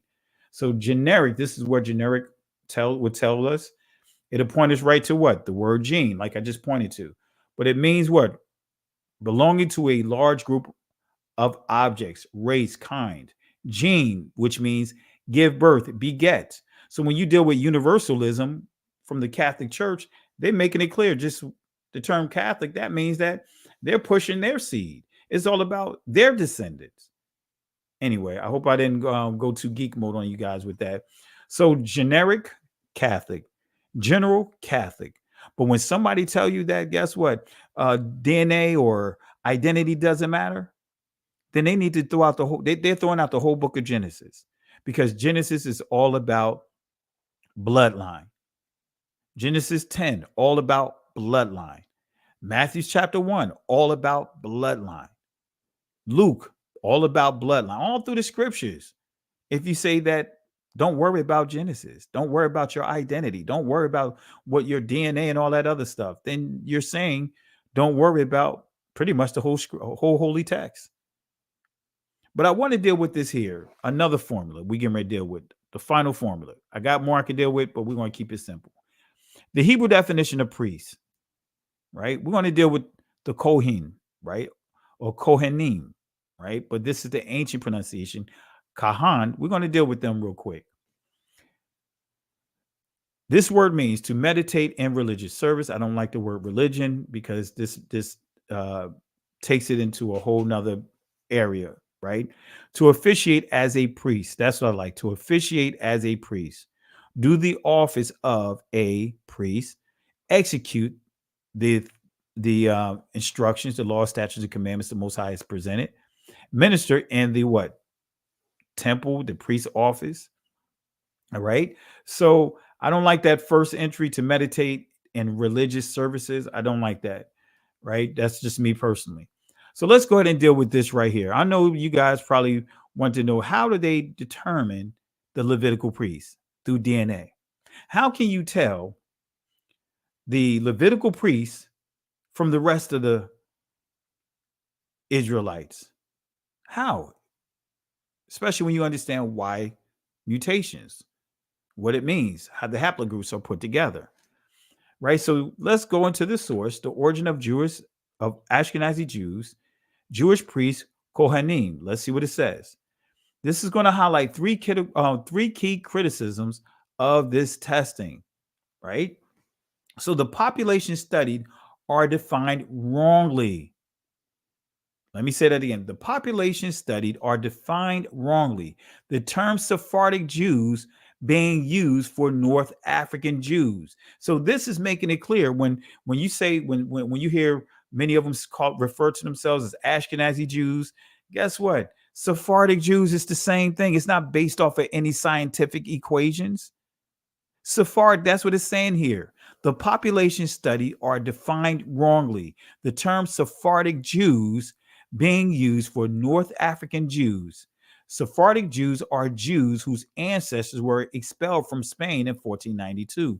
Zussman Diskin suspects that the author used the term Sephardic as it is used in Israel by religious politicians, a terminology that has nothing to do with science. Let me say that again. A terminology that has nothing to do with science, just like when you deal with the word Ashkenaz, it's dealing with converts, right? So Skorecki, right, et al. Used the chi-square test to differentiate between laymen and Kohanim. So it's saying that they created a test to determine who's the Levitical priest. And I'm gonna give you a simple layman term on what they say it is. And the key in this book identifies that none of us were included in the test. When he put together all these formulas, it wasn't to confirm who the ancient people are. It was to confirm a specific group of people, to kind of make tests to validate a certain group of people. And it's not us, apparently. So notice what it says here. As North African Jews are an aggregate population, in other words, composed of genetically different populations, right? Notice what this says here. It says Bani, Tamir, Ashbel, and Bar Shanai.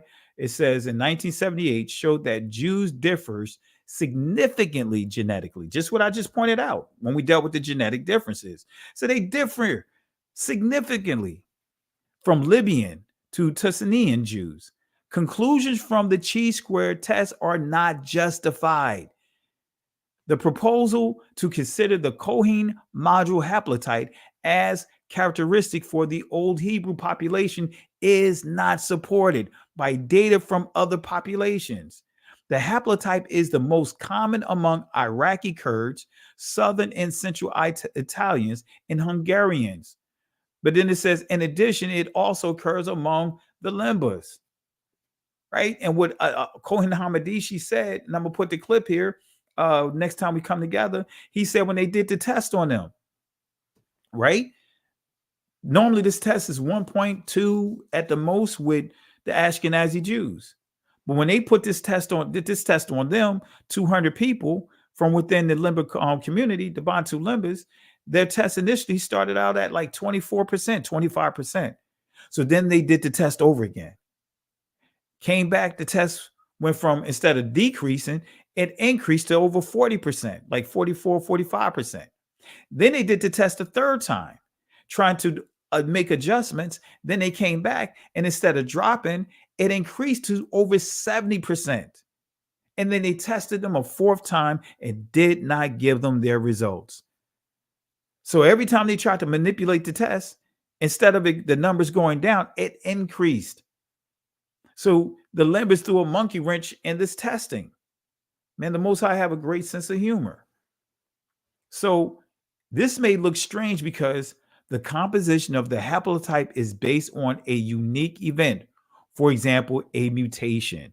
So when you start understanding the Y chromosome, it's dealing with mutations. When you start dealing with haplogroups, is how that Y chromosome mutated.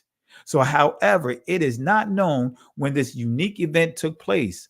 When this was very long ago, this haplotype cannot be used for determining relations between groups that only arose during the last 2,000 years. Wait a minute. They're saying that you cannot try to take DNA from an ancient group, that Y chromosome is one way, and then you try to make it into a people that came into play the last 200 years.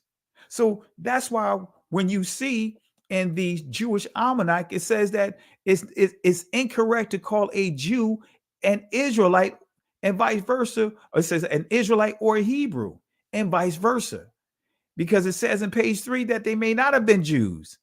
Why? Because you're trying to compare a modern people that, as we share with Nature Communication, LA Times, also stating that they pinpointed the origins of the Ashkenazi Jews to 330 people in the LA Times article, and the Nature Communication 350 people, 3 individuals in the Germanic area in Europe, not to Northeast Africa.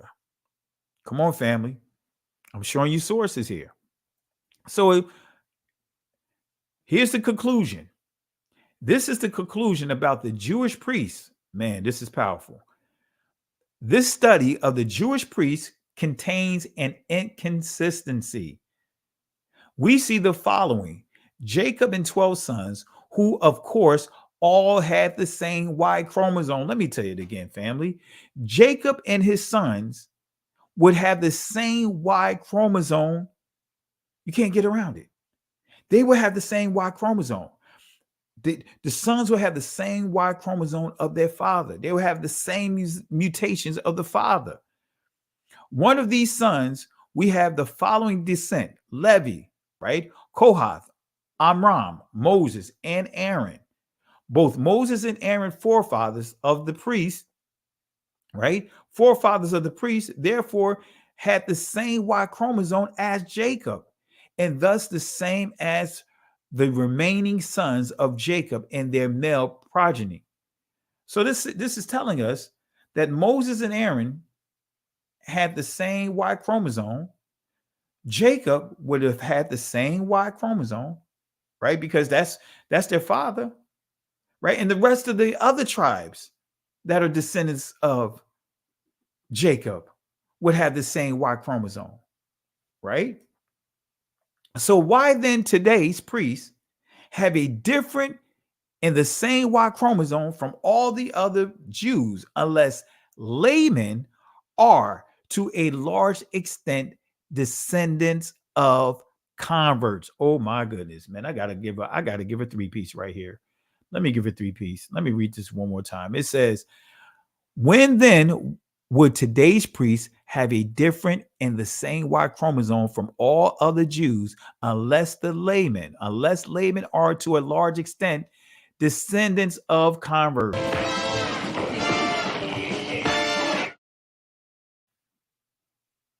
Oh my goodness. Come on, family.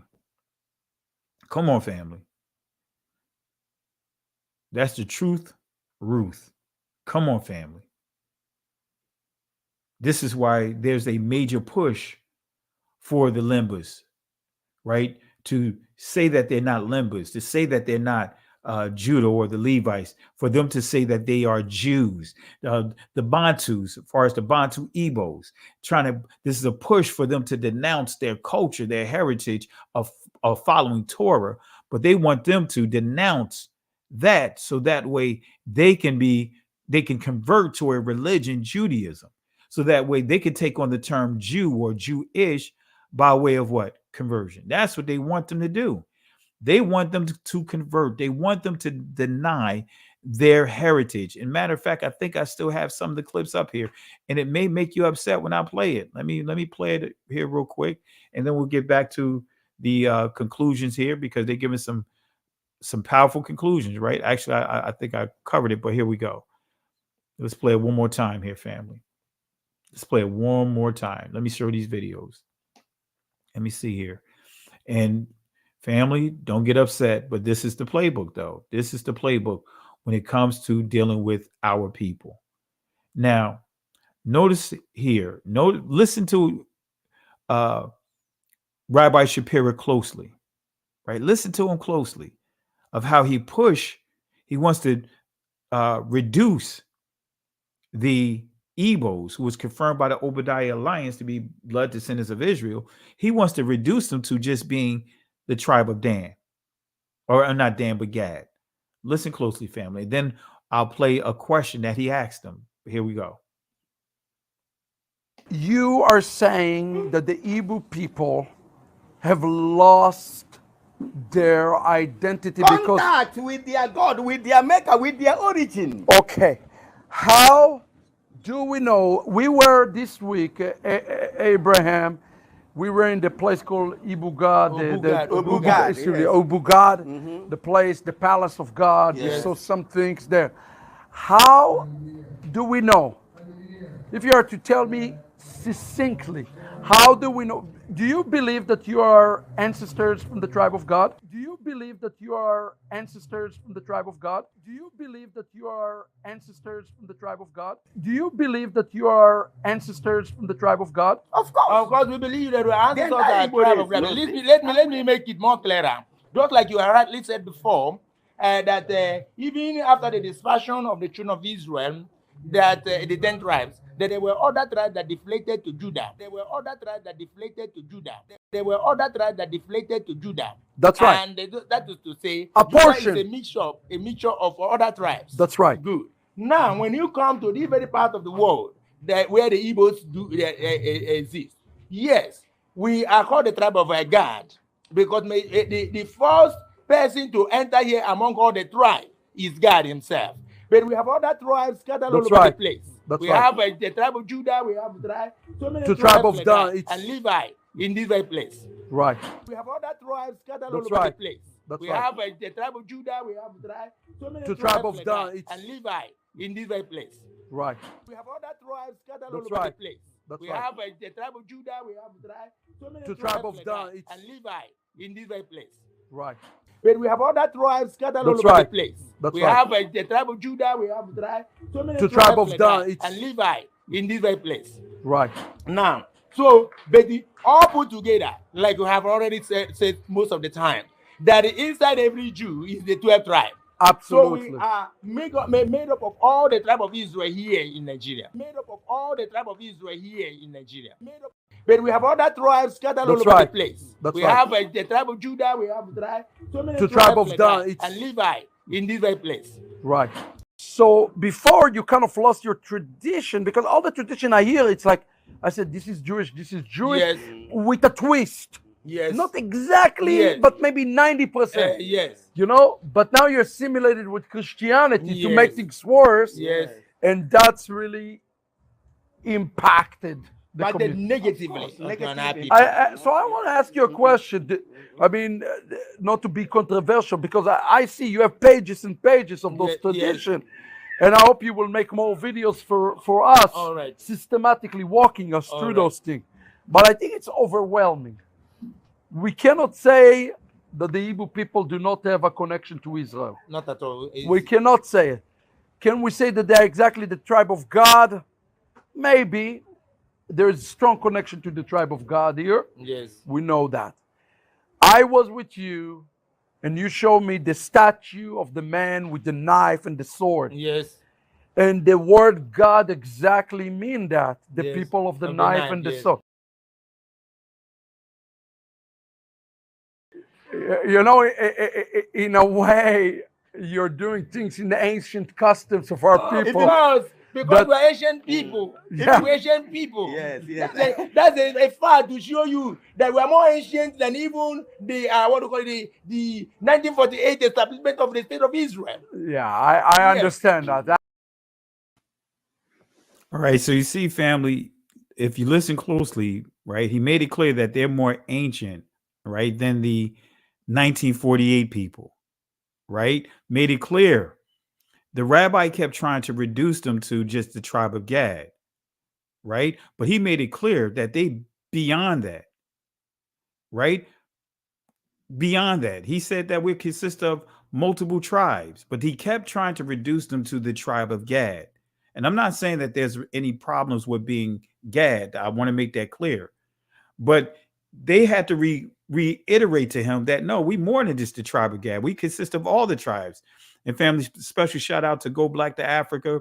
Peace and blessings, family. Appreciate you, my brother. Thank you for tuning in tonight. And so, family, I'm about to get show another clip here. We're almost done here. I'm going to show 2 more clips. Then I'll drop the link inside the comment section. And Go Black, if you want to jump on, feel free to do so for any one of you guys that want to jump in. All right. So let me show you the insulting question that this rabbi asked them. Right now, he's trying to tell them, because they were in Christianity. Well, we don't know if you can be considered Jewish because you did get into Christianity. Send us more videos so that way we can confirm you. Come on, family. Come on, family. So we have the original being judged by those that converted over. You know, this is like going back in the day, right? You know, I grew up in the pop locking, you know, I used to pop and all that other stuff, break dance and all that. But this is like basically watching, what's that? So You Think You Could Dance. Man, I tried to watch one show and my stomach churned, because then you had the guy, one of the white guy that put it all together. Here it is. He's judging a brother man about his popping and his popping techniques. And he said to him, he critiqued him and said, you should have popped where you should have locked, and you should have locked where you should have popped. I'm like, wait a minute. We created it. Who you trying to tell me I'm wrong about something that we created? That's exactly what you see happening here. Now, they have to prove to him that they are the people of the book by converting to Judaism. They're trying to push religion, Judaism. The Limbers rejected Judaism. They don't want to practice Judaism. So let me play 2 more clips, right? And then we'll drop the link inside the comment section. Actually, I'm going to drop the link inside the comment section. Anyone that want to jump on, feel free to do so. And we'll have a brief discussion as we wrap this up. Let me drop it in right now. This is the invitation. But let's go ahead and play these 2 clips. And here we go. Let me bring it up. And this is going to really be insulting. Here it is. You know what you are? You're an ancient Israelite. Ancient Israelite, that's who we are. That's who we are. So if you give me time, but already he said, no, we don't have so many years. I know. Look at this. This is pages and pages of notes. And I promise we'll give more teaching. But here is my challenge to you. All right. I'm hearing some of your traditions. It's like the days of the Bible. Yes. Do you want to remain ancient Israelites, or you want to be Jews? Do you want to remain ancient Israelites, or you want to be Jews? Do you want to remain ancient Israelites, or you want to be Jews? I'm hearing some of your traditions. It's like the days of the Bible. Yes. Do you want to remain ancient Israelites, or you want to be Jews? That is the question I have for you. Thank you. I'll answer that question. Go ahead. I will help you. After the demise of Solomon, we now have the northern and southern kingdom of Israel. Yes. So when we talk about Jews, Jews are Israelites, but all Israelites are not Jews. The 10 tribes that got lost are not Jews. They were Israelites. Jews are Israelites, but all Israelites are not Jews. The 10 tribes that got lost are not Jews. They were Israelites. Jews are Israelites, but all Israelites are not Jews. The 10 tribes that got lost are not Jews. They were Israelites. So when we talk about Jews, Jews are Israelites, but all Israelites are not Jews. The 10 tribes that got lost are not Jews. They were Israelites. Well, it's depending. So minority cannot swallow the majority. We are here. We are the majority down here. So you are minority, and we are older than you. Come on, Elder. I ain't gonna lie to you. When I saw the interview, man, because I got it posted here, guys. You guys know I uploaded it about a year ago and uploaded another video. I have a few of his videos here. I ain't gonna lie to you, family. I was getting upset. I was like, come on, elders. Give some pushback on what he's saying. And when they said that right there, I was like, thank you. It saved the interview. It saved the conversation. Because that rabbi was pushing conversion. He said, do you want to give up being the ancient people, ancient Israelites, and convert over to being a Jew? Literally makes it clear what being a Jew is, what it means to being Jewish. No matter how many times many of us try to say, hey, no, the Jew means it's Judah. No. That word Jew started its conception in the 4th century, not in ancient Hebrew, right? In Old English and also French, but it went through the Germanic. It's from the Germanic tree of languages, right? So the word Jew, right, did not, it's not in the true tense of where it is right now. It has nothing to do with Judah, because now it's being used synonymously with Israel. That's why I call it the word of confusion. See, this is why this is what really makes a lot of them upset. As you see that rabbi right there, he was trying to say, look, give up your traditions of being ancient Israelites and come practice Judaism. Convert over to being a Jew. Convert to being Jewish. Come on, family. Y'all have to pay attention to the words, the word selection. Amari Stoudemire knew that he was an Israelite, but he converted when he was playing for Israel. He played for Israel basketball team. He converted. Harry Rosenberg was in an interview a couple of days ago saying, hey, he helped Amari convert. So being a Jew is conversion. It's converting to this religion that is anti-Torah, to converting away from your heritage to a religion. To me, that sounds no different than Christianity.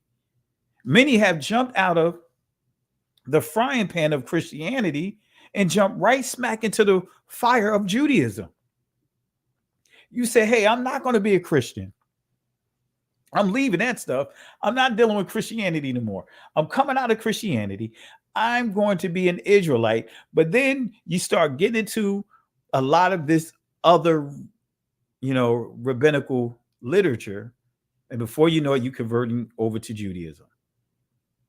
What many of these guys that go from Israel to these tribes, they're going there, giving them their copy of Torah, their understanding of Judaism, and they're converting many of them over to, practicing Judaism. They're making the original seeking to be converted. Come on, family. Come on, family. That's basically what it is. They want to convert the original. So this is why you have in among the Jewish community, as we pointed out, the genetic distances, because it's conversion. This is why they're able to come up with this so-called Kohanim chi chart or whatever. Because why? All they're doing is saying, hey, we got all these Y chromosomes, mutations because of conversions. So they're going to look for the least among them and say that that's going to be the Levitical priest. That's basically the rule. That's basically the formula. And we're going to say that's the Levitical priest. Family, we have to just wake up, family. So I dropped the link inside the comment section. I'll do it one more time. If anyone want to jump on, thought I saw Jay Highstyle, but if you guys not able to jump on, that's fine. But I just want to stop right here. I'm going to use this as a stopping point, and we'll deal with it a little more. We'll deal with this book right here. We'll go into more of this book right here, Genetic Disorders, which actually ties into some of the things that I've already covered out of this book right here that I encourage you guys to purchase. Right, this is the book that I'm quoting from. Right, so I encourage you guys to purchase this book. Sacrifice the money. All right. So with that being said, family, I think we had a great discussion tonight. Really appreciate everyone for tuning in tonight. I'll put the link inside the comment section. We'll give it another minute or so. All right. And so far we proved that article that Rolling Stones article, very deceptive, filled with a lot of lies, purposely to undermine this awakening. That's all it's about, to undermine this awakening. All right. So let me go ahead and bring my brother in here. Go Africa. And I really appreciate this brother. I really appreciate him doing a lot to wake up our people. How you doing, my brother? How's everything? Man, I am doing good. Just woke up not too long ago. Over here, man, it's 8 o'clock in the morning. So, yeah. So I'm good. I've been watching your show, man. Appreciate you. I want to bring some clarity on some of the videos that I've been doing, because I believe me and you are in alignment, and people have been asking me about, I've been saying, don't take on these identities. I've been using words like, we are the original. If they're saying they're the Jews, no matter, because this is what I see. I'm quite sure you probably saw my video when I interviewed the Limba. And then when I see the video you just showed, when the rabbi was over with the Igbos, I saw that video too a couple years ago. And it was so good to see the brothers stand on knowing who they are.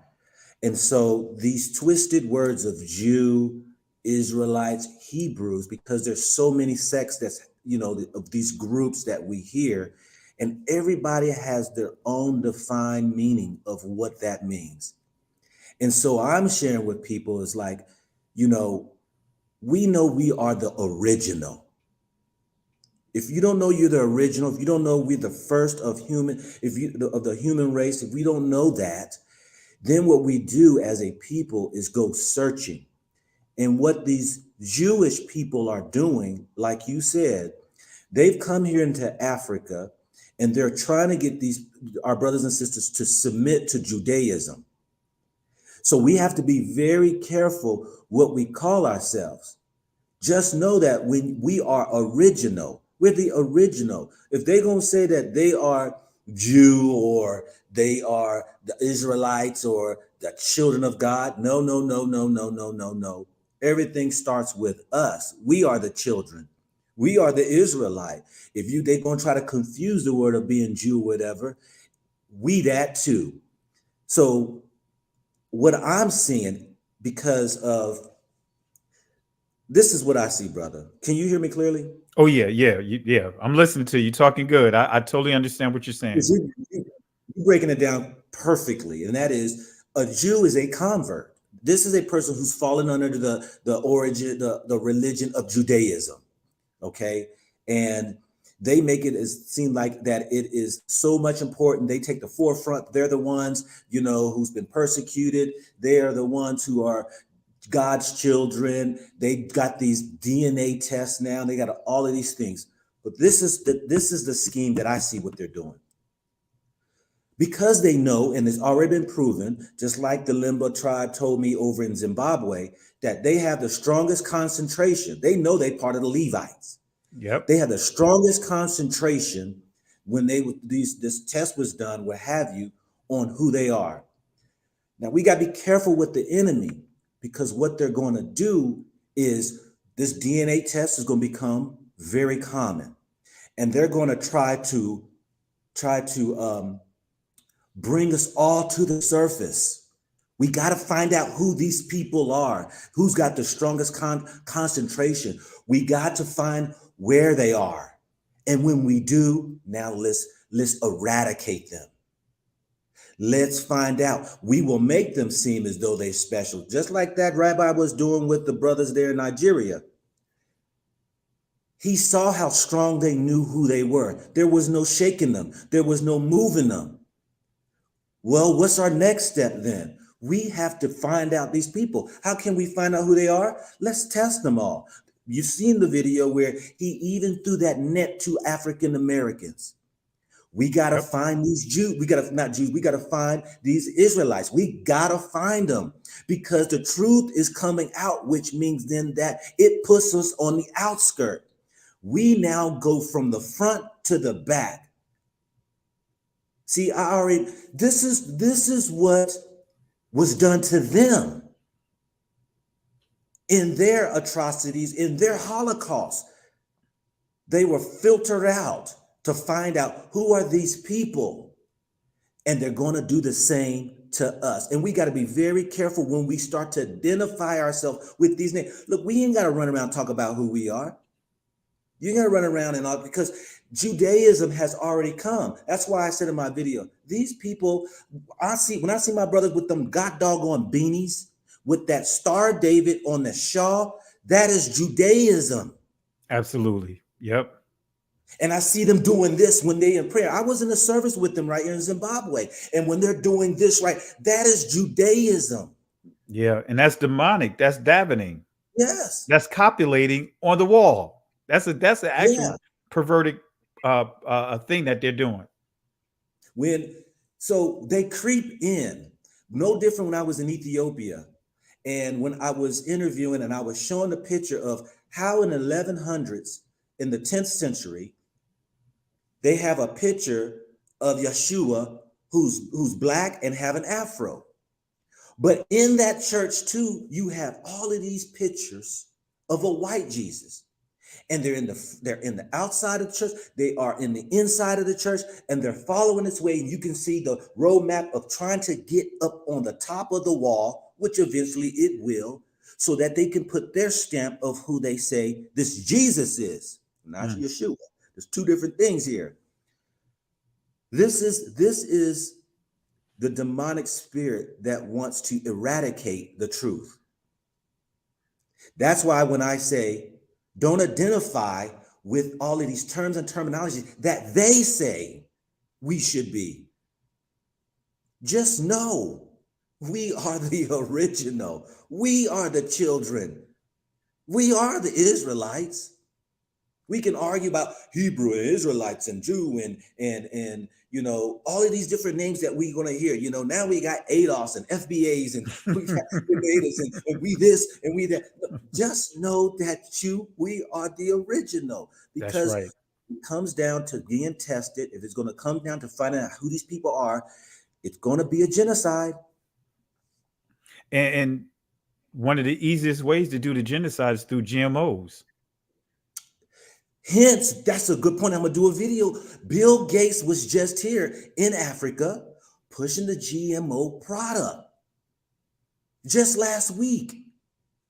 And they think it was great. Bill Gates is here. He's pushing the GMO, saying that it's going to end starvation in Africa. Hold up. I know any European coming in Africa has agendas and motives.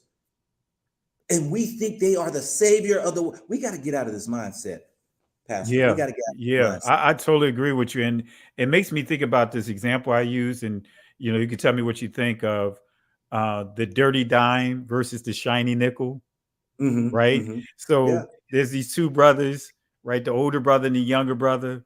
The older brother wanted to get a freeze pop. The freeze pop cost 10 cents, but his younger brother got a dime, and it's a dirty dime, and he wanted that dime so bad, so he tricked his brother by telling him, "Hey, look, I trade you my shiny nickel for your dirty dime."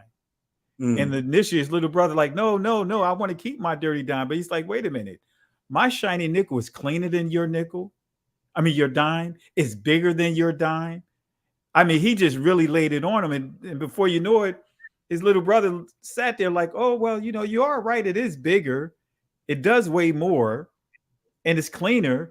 And he traded him. He gave him his dirty dime for the shiny nickel.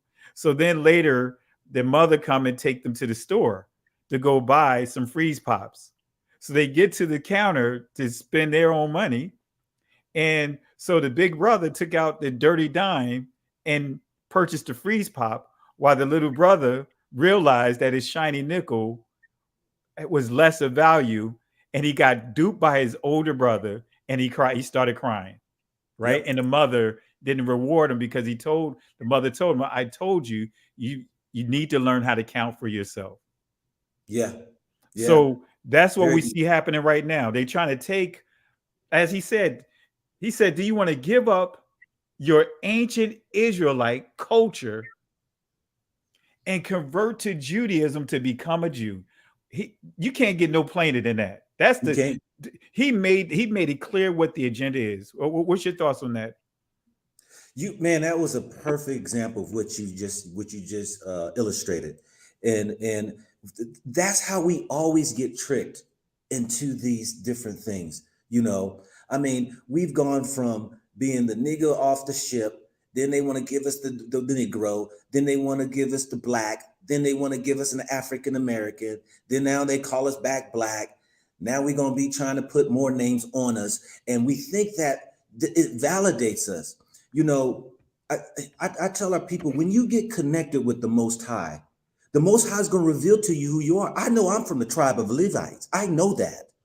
I look at my family, and I used to ask myself, why is my family so upstanding and upright? From my grandfather, my great-grandfather, on my mama's side and my daddy's side. I did the DNA test when I was back in America a few years ago, because that was the thing, like find your roots and all this stuff right here. And it says that my family comes from the Cameroon region, but we know the Cameroon is just a made-up country. That's right. That's right. We still do know that you have the Igbo and all them in that whole region and stuff like that. But I know by what the Lord showed me that just look at my lineage of my family, of the righteousness of, I can look back and see how we were as a people. We weren't perfect people, and we did dirt and stuff like that, but we stayed a course with the Most High. We did not fall off track. You know what I'm saying? And that's why I'm telling people is that the Lord's going to show you who you are. If you can't see that you are original, if you can't see the starting point. That's why I tell people the Europeans have no concept of a spiritual God. They only tie to books and religion. Yeah. That's why you can dig in their soil. You can't find nothing spirituality in their land. The concept of God came out of Africa. That's right. That's right. The whole concept. So they're the ones who created the images and stuff like that. Some of us kind of fell into, by the sword of falling into Islam, by the muzzle of the gun falling into Christianity, and then we kind of went off stray and all that right there. But we gotta get back to where we were in the alignment of the Most High. And they're gonna continue what they put us in slavery, showing us the shiny trinkets, like the shiny nickel. They came over trying to trade mirrors and these different little things that we thought we were like, ooh, this is very valuable. Well, this is what they're doing with this whole thing now of when we're coming into an enlightenment of who we are, they're going to start throwing these things out of like Judaism at us, trying to get us to come over, so it makes them even that much more larger and much more stronger. But I just did the video of, look, it is evident of who these people are on the treatment they're doing to the Ethiopians. That's right. That's right. That's right. People don't talk about that, you know, because I did a study on them years ago, and the red flag that came out was they were decreasing in numbers, you know, versus increasing. And they found out that they were injecting them with birth control drugs that Hitler was using during the Holocaust. So now they're being injected with the same medicines without their knowledge. And some are being even forced that, hey, if you don't do this, then we're going to send you back. So exactly. Go ahead. There you go. Go ahead. You just hit on it. And this goes to full circle what I'm saying. They're doing the same thing to us. What was done to them supposedly was done to them. That's right. This contraceptive drug that they inject into the Ethiopian women, this whole thing, what I said, they're going to filter us out. They want to find who are the original. We got to eradicate them. So the truth of the matter is they already showing their hand. They aren't the true original of Yah. They are not. Why? When you look at our history, we have never went and enslaved people. We've never went to create crusades and murder, even black folks that are in America. We never rose up against the white people. We've been marching about fair and equitable treatment. We've had small pockets of, the Scots and these who were on plantation who rose up and fought against it, but not trying to eradicate a race of white people. We are a people that are from Yah. We just don't have it in us to do such a thing. But it is evident when you see their behaviors there in Israel. These are not the original people. We are. You hitting it on the nail, and perverting everything that's deemed to be holy. Like the word Zion in Israel, people don't understand. It's a byword. It's a curse word. Mm-hmm. It's the F-bomb. Yeah. Right. We could go right down a list of certain words that's positive in the scriptures is made into a perversion. And again, you hit it right on the nail. Why do we keep putting ourselves in position to be validated? Just for them to say, oh yeah, well, I'm convinced that you guys are the people of the book. And you see how our Igbo brothers, they celebrating, and then look how he dropped the bomb on them. He slid that in so crafty to where so, I mean, he's like, oh yeah, you are the people. And he kept saying Gad, even though they saying, wait a minute, we got all the tribes here. He kept pushing Gad, and then he dropped the bomb on him. Yeah. Or what he was saying that, you're like 90%, you got some mixed Christianity in you, and you got some of the, do videos to let us know, what you see. I'm with you. Go ahead. I'm with you. It is amazing that we who have been around for some time, we got to educate our youth, because the youth is the future. And we have to, let them know how the mindset of the Europeans are. Even the Europeans, they don't know how they think because they've been conditioned to think certain ways. They don't even know they're a slave to their own people. Yeah. And so when I say, look, white people have been conditioned to think certain ways, it is just inherent in them to want to be supreme, to want to be in control, to want to be in charge, to think that they are the top, that they are the ones who's the teacher and not the students. This has been ingrained in them. So even when I see these young ones come in Africa, I always tell the Africans, beware. If you're letting them part of your group, they will find themselves in the forefront. They're going to find themselves in the position. They're going to tweak the group. They're going to change it, and they're going to have it into the way because it's just the way they're wired. This is dangerous. We got to get out of this because we've been students long enough. We've been in their colleges, in their high schools, elementary schools that has indoctrinated us to believe that they are this teacher, and they're not. That's right. And even just listening to some of your testimonies that you share when I'm watching your videos, like you shared a powerful testimony about what you had to deal with in the military, the politics. And I'm sure you could relate to us that it's okay for others to have that's outside our community. But when you have, or if you're in leadership, right, they don't want to submit to your leadership. You know, we always got to be supervised, even from people that we're leading. Hey, did you see Go Black to Africa? I came by his desk and he wasn't there. Have y'all seen him? Well, what are you looking for me in the first place? You know, just little subtle things that they put out there to try to track what we're doing. Our interview continues even after we get the job. You know what I mean? So you shared some great, powerful words about when I heard you talking to, what's his name, the young guy that's in Africa, when he was, when you was visiting him this past weekend, and you shared with him about the military. It's like, look, the military don't care. It's all about their agenda. You know, it served a point, it served a tool. But if I could do it all over again, that wouldn't be a path I take. But still, you know, but it was great how you gave clarity to him to understand that the military is not what people think it is. You know, it's not, especially for being you and I in there. Because I was in the Air Force like you. It seemed like we had so much in common because I dealt with the same thing. I even had a couple of my inventions stolen from me, right, in the military. You know, so but you hitting it right on in there. The Air Force Form 2000, and that right there is, if you have an invention or your idea, you can fill out the form, submit it. If they take on your idea, they'll give you some money or something like that, you know. But sometimes they'll deny it and take your whole idea. I remember the program they had on that. Yeah, guess what they did to me? They sent me to another squadron. I was working at headquarters out at Langley. They was like, all right, we're shutting this squadron down, and we're gonna put you in another squadron within headquarters. Yeah, I mean, and we got to continue to share the story of this history of the dominance and the control of what, you know, these people, you know, continue, you know, put us through.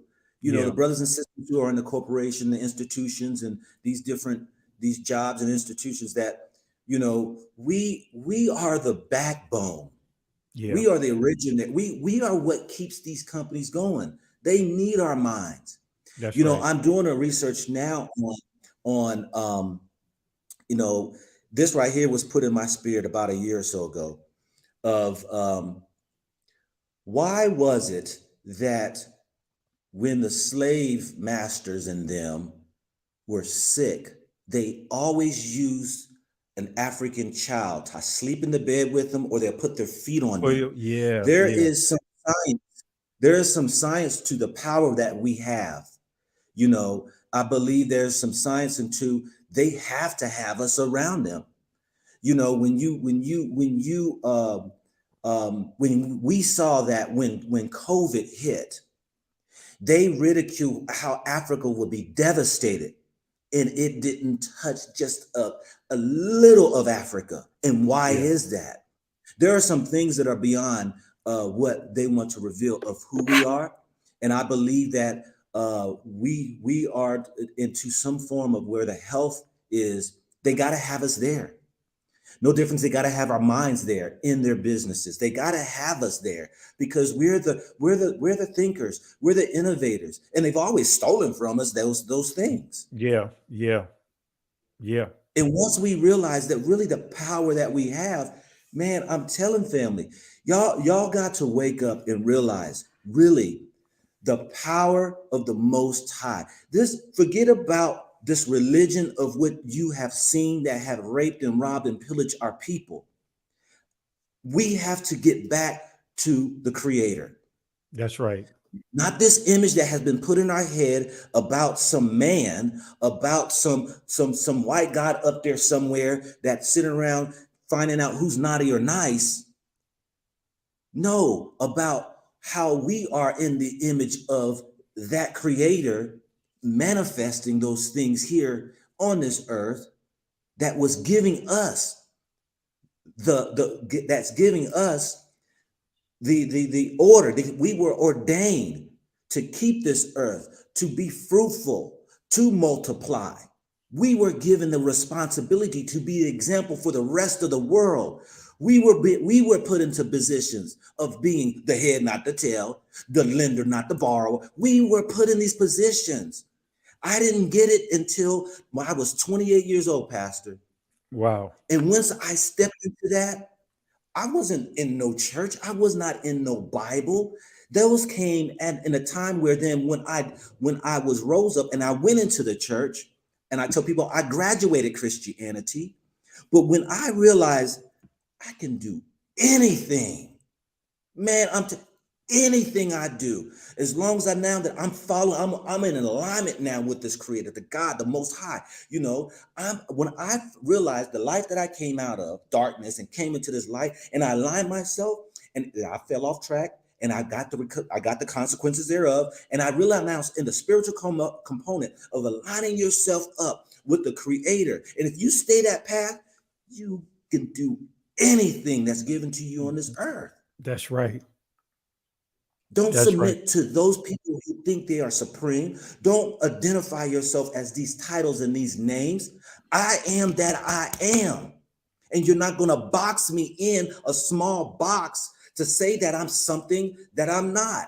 This is what Moses was trying to figure out, the Most High. But who do you say you are? I am that I am. But they're not going to understand that when you tell me to say, oh, I am that I am said that, let my people go. And say the Lord. Because as soon as you give me a title, you then now restrict my abilities in the minds of my people. I'm all knowing. I'm all powerful. Don't just give me no label, and I won't let people give me a label, because now you've condensed me to be less than. That's right.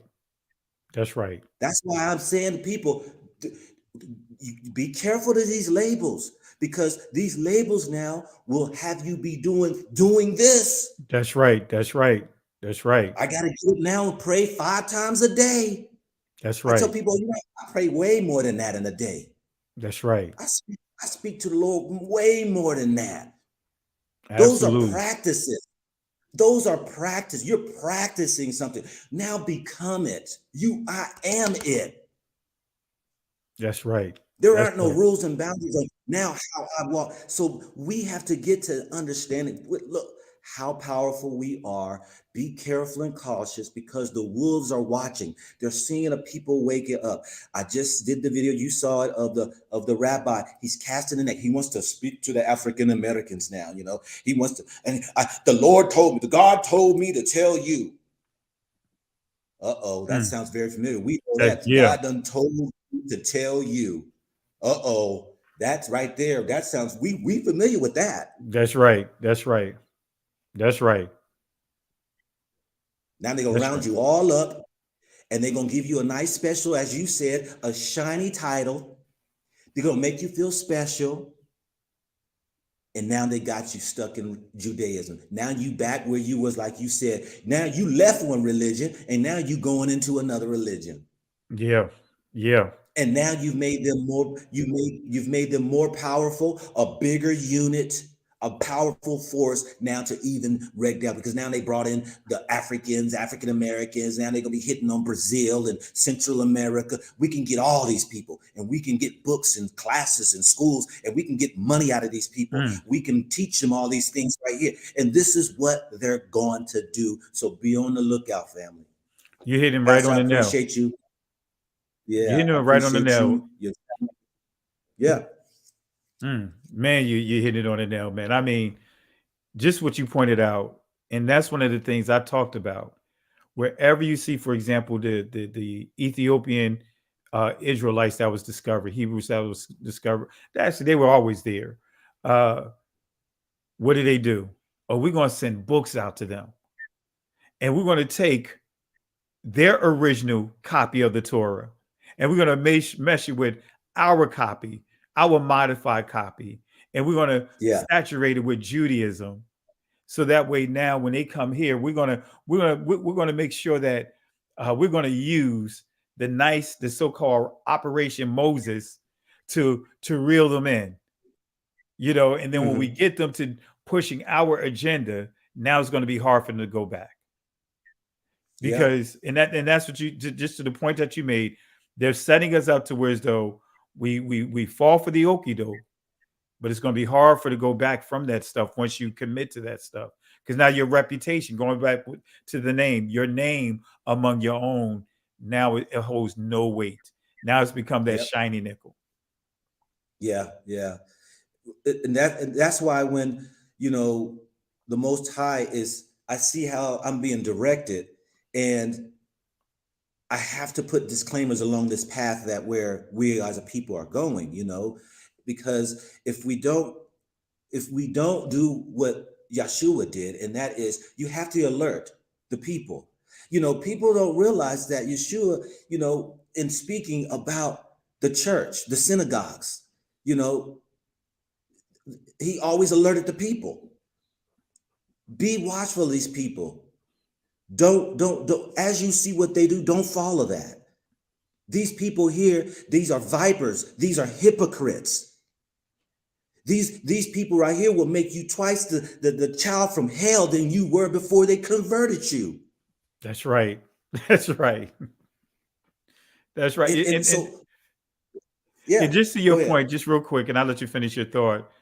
Just what you said, Matthew 24 is a powerful chapter, because the disciples asking, hey, when is the end of the world? When is all of this? When you coming back? When you going to do all these different things? They looking at how beautiful the temple look and everything. And the Messiah said to them, his first thing he said, hearken, behold, let no man deceive you.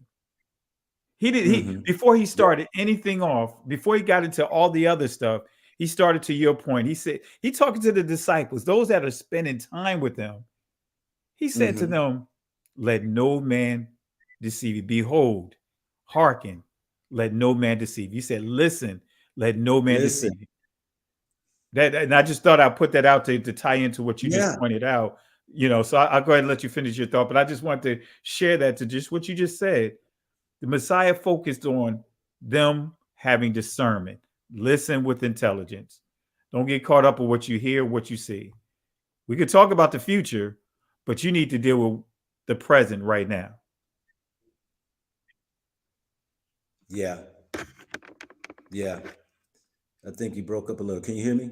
Yeah, I can hear you. Can you hear me? Yeah. And that was it. The warnings have already been put out. The prophesies have been the signs that have been shown. The word's been put out to know what's to come. This is easy. This is easy to see because it's already been told. It's easy to see where we're going into. It's easy when I did the video to show that, over in the UA, they have now, they're gathering all religions together to worship this soon to be one beast. You have Judaism, they have the synagogue, they have the cathedral, and then they have the mosque. And this right here is where they're trying to unify. They're trying to gather up all the people and bring them together because we already know what's coming down the pipe.